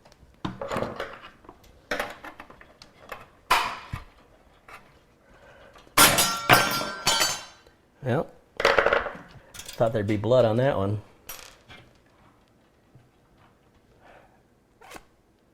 Okay, ladies and gentlemen, I think that completes today's disassembly.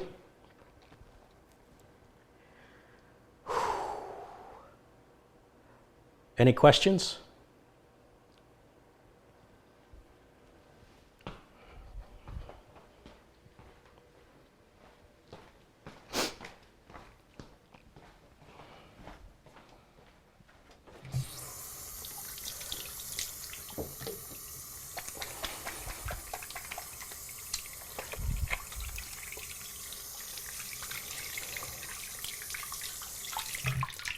So really, I was just going to take the water pump off and figure out another pump or an air cooler or something to put on there. And the more I looked at it, the more I just thought, let's put it in a different case. And then as I was taking it apart, I went, this may not go very well in a different case.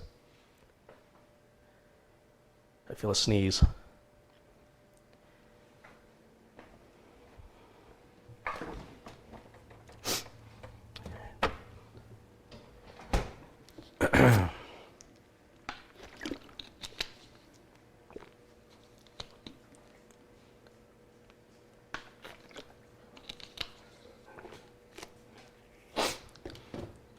Oh, that's that screwdriver I was looking for a minute ago.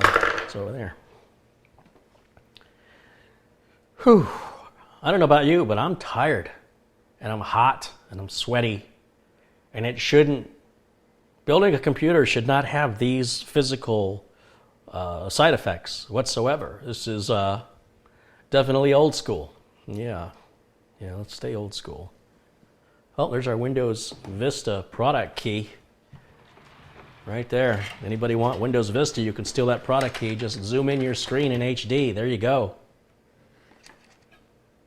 Another screw. Ah, boy. Whew.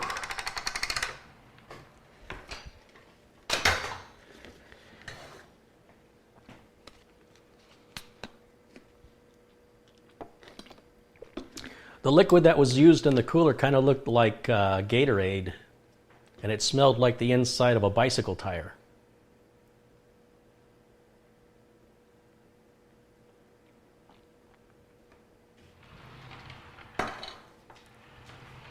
Well, that's going to take up a lot less room in the house, I'll tell you that.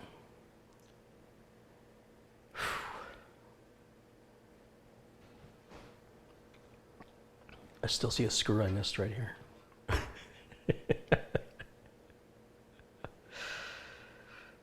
Man, oh man, I've been wanting to do that a long time. This computer has me so upset. It was so loud, and there was really nothing I could do to, apart from blowing the dust out of it. It would just get loud again after 2 or 3 days. And clearly something wrong with the liquid cooler. But what a nightmare.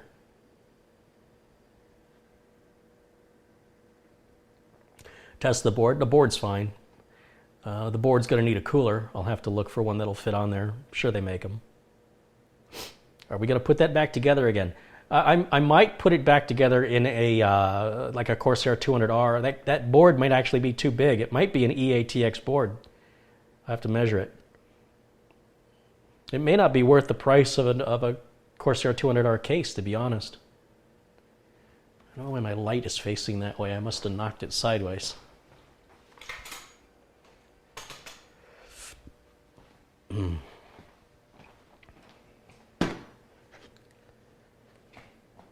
Ship it back to the customer like that? Yeah, I want the case. You can have it. Take it out to the desert and bury it. That's too much effort. Looks like a BTX board.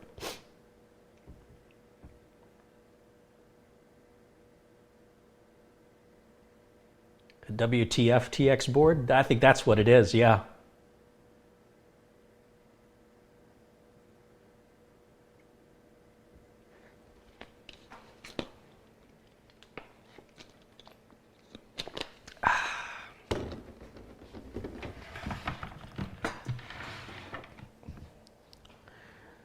Yep. It's a lot lighter now, I can tell you that. Just addressing some of the comments in the chat.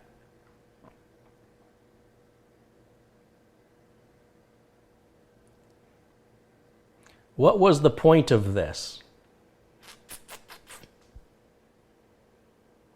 I never said it had a point. Why would you assume it had any point? That's a weird question to ask.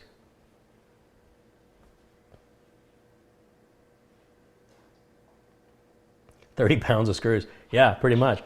Now, I think really what this demonstrates is what you get yourself into when you say, look, I don't think I want to build my own computer. I'll just buy one that's already made. And then you own it for a few years and you go, I'd like to upgrade my video card, or I want to change my cooler. And then you find out you can't. Or power supply goes out. And what's entailed in removing the power supply? Now, all these machines are different. You know, how this Dell XPS is built is different from how other Dell XPSs are built, or Alienwares, which are effectively Dell XPSs, or, you know, Falcon Northwest or other mass manufacturers. My main concern, usually it's the big ones like Acer, Dell, and HP that do these proprietary configurations, and it can be very discouraging. I guess the lesson here is if you want to buy a gaming computer and you don't want to build one, probably don't plan on upgrading it. Plan on just replacing it, selling it off used while it still has some value, and use that money to buy a new one. And I think if you have that mindset, you'll be happy. But if you think you're just going to buy it and then pick up where the manufacturer left off, I think in most cases you're going to find you got yourself in deeper than you possibly imagined, and you won't have realized that till you're well past warranty. And the other issue, of course, is that it's not to say all gaming machines are going to be built like this, but it would be best for you to assume it is, unless you know for a fact otherwise through doing reviews and research before you make a purchase of a pre-built gaming PC. Most people that go and buy a gaming PC don't do their research. Not at all. No. If they did, they wouldn't buy them. That's the point.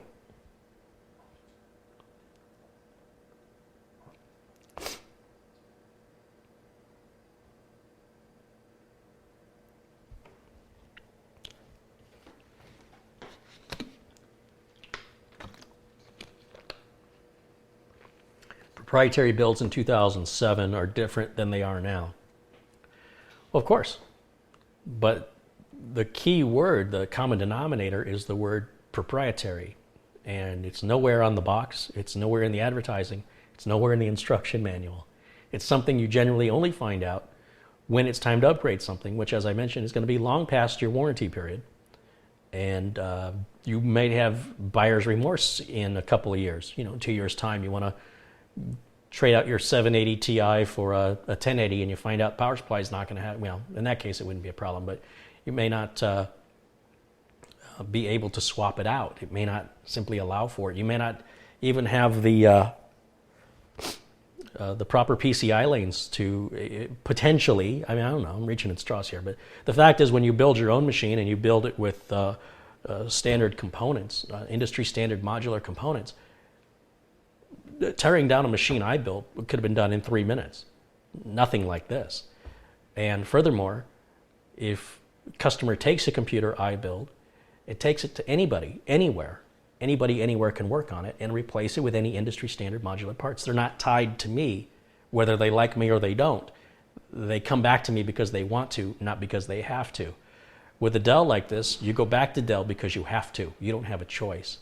Or you sell it, and you, like I say, you buy another one, and you just repeat that time and time again. So if the right computer for the right personality, right? For some people, that's a fine fit, but I think it's important that you have the right expectations so that you don't end up being very disappointed a couple years down the road.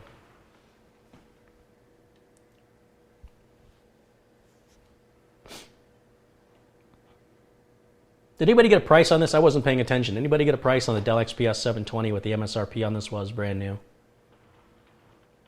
I think it was probably, what I say, somewhere between $4,000 and $5,000.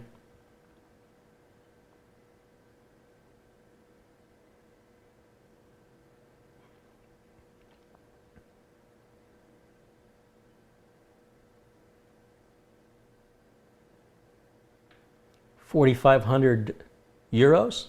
Whew. $7,100? No. That can't be right. $7,000? $4,959, that I believe. 3.7. You got to look at the date. Look at the date at when the look at a date for 2007 for the MSRP on a Dell XPS 720. Don't look at what it cost in 2008 or 2009.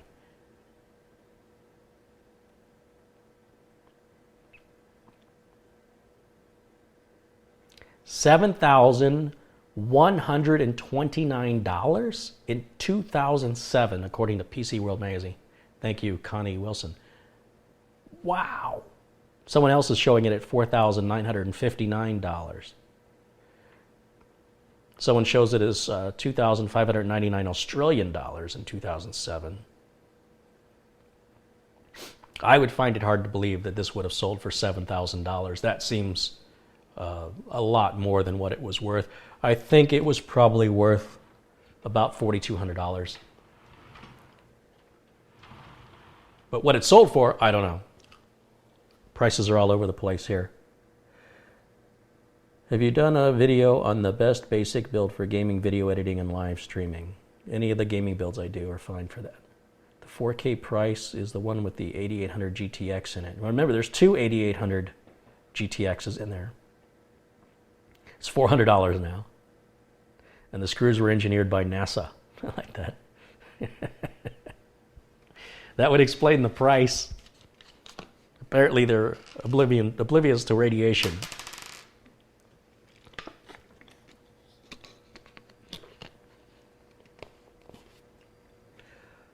$4,959 as of July 11th, 2007. That sounds about right.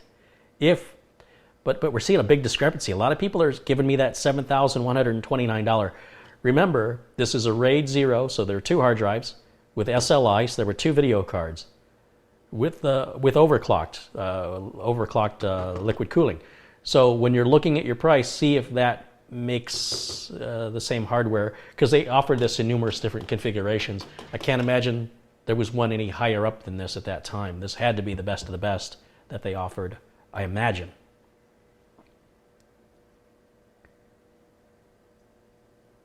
Carey's still sweating from all the heat still dissipating from that power supply. There were two editions of this case, of this computer. The 7K price may have been the MSRP, but not the actual sale price. Okay, yeah.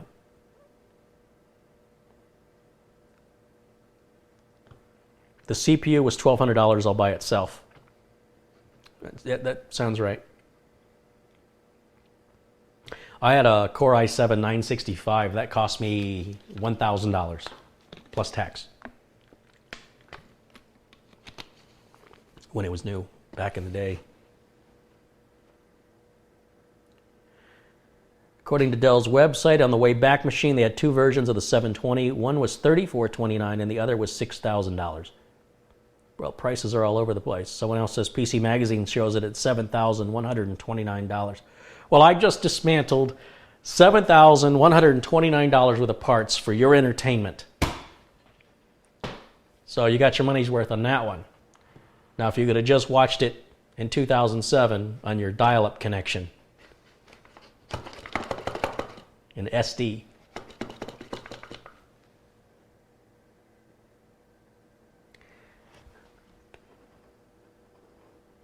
It shows 5,495 euros with the two graphics cards in RAID 0. And the new XPS is $1,500. The $7,000 version had gold-plated screws. I would believe that. I will buy the CPU for $30. You will? Okay, you do that. I don't know who's selling them for $30, but you go ahead and do that. Yeah, I think I may have second thoughts on this. I may end up maybe just putting it on a tech bench and using it as a test bed for experiments and things. I really don't want to put any money into it. And I don't have a heatsink laying around that'll fit in there. That's a weird design.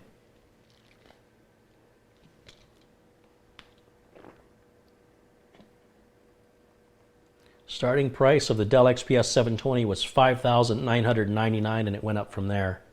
Okay, that makes sense. Hey Carey, say something in French.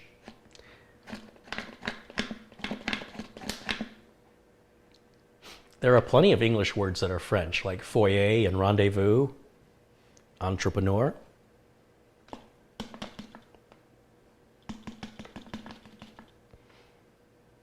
My favorite thing to say in French is, oh ho ho.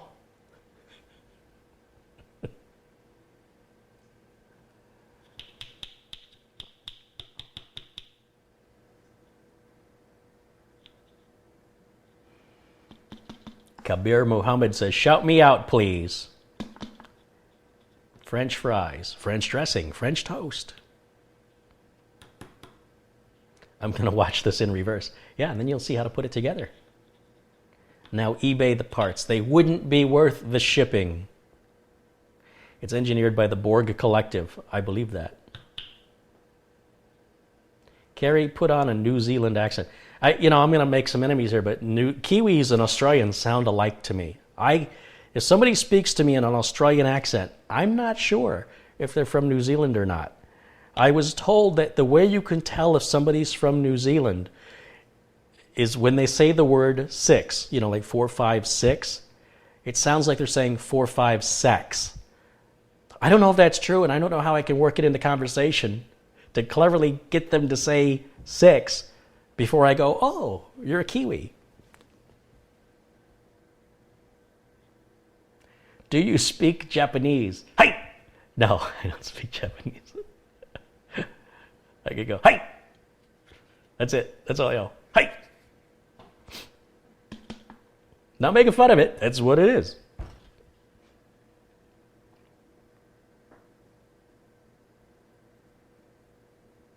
Oh, Australians say sex, Kiwis say six. So I had it backwards? See? What do I know? I'm American.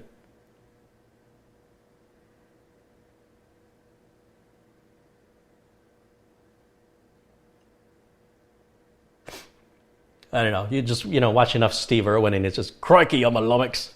That's terrible, I know. It's terrible. You sound like a pommy. Thank you, I know. Guten Abend, Herr Carey. Thank you. Dankeschön. Uh-oh. looks like we're almost out of battery. So I guess there's really good timing on that. Listen, guys, thanks for joining me on this Saturday night and keeping me company. I got to let you go. My battery is just about gone. So you guys have a good one. And video will be available a bit later on after YouTube is done processing it, I assume. In the meantime, enjoy the rest of your night, and we'll hang out again real soon. Bye for now.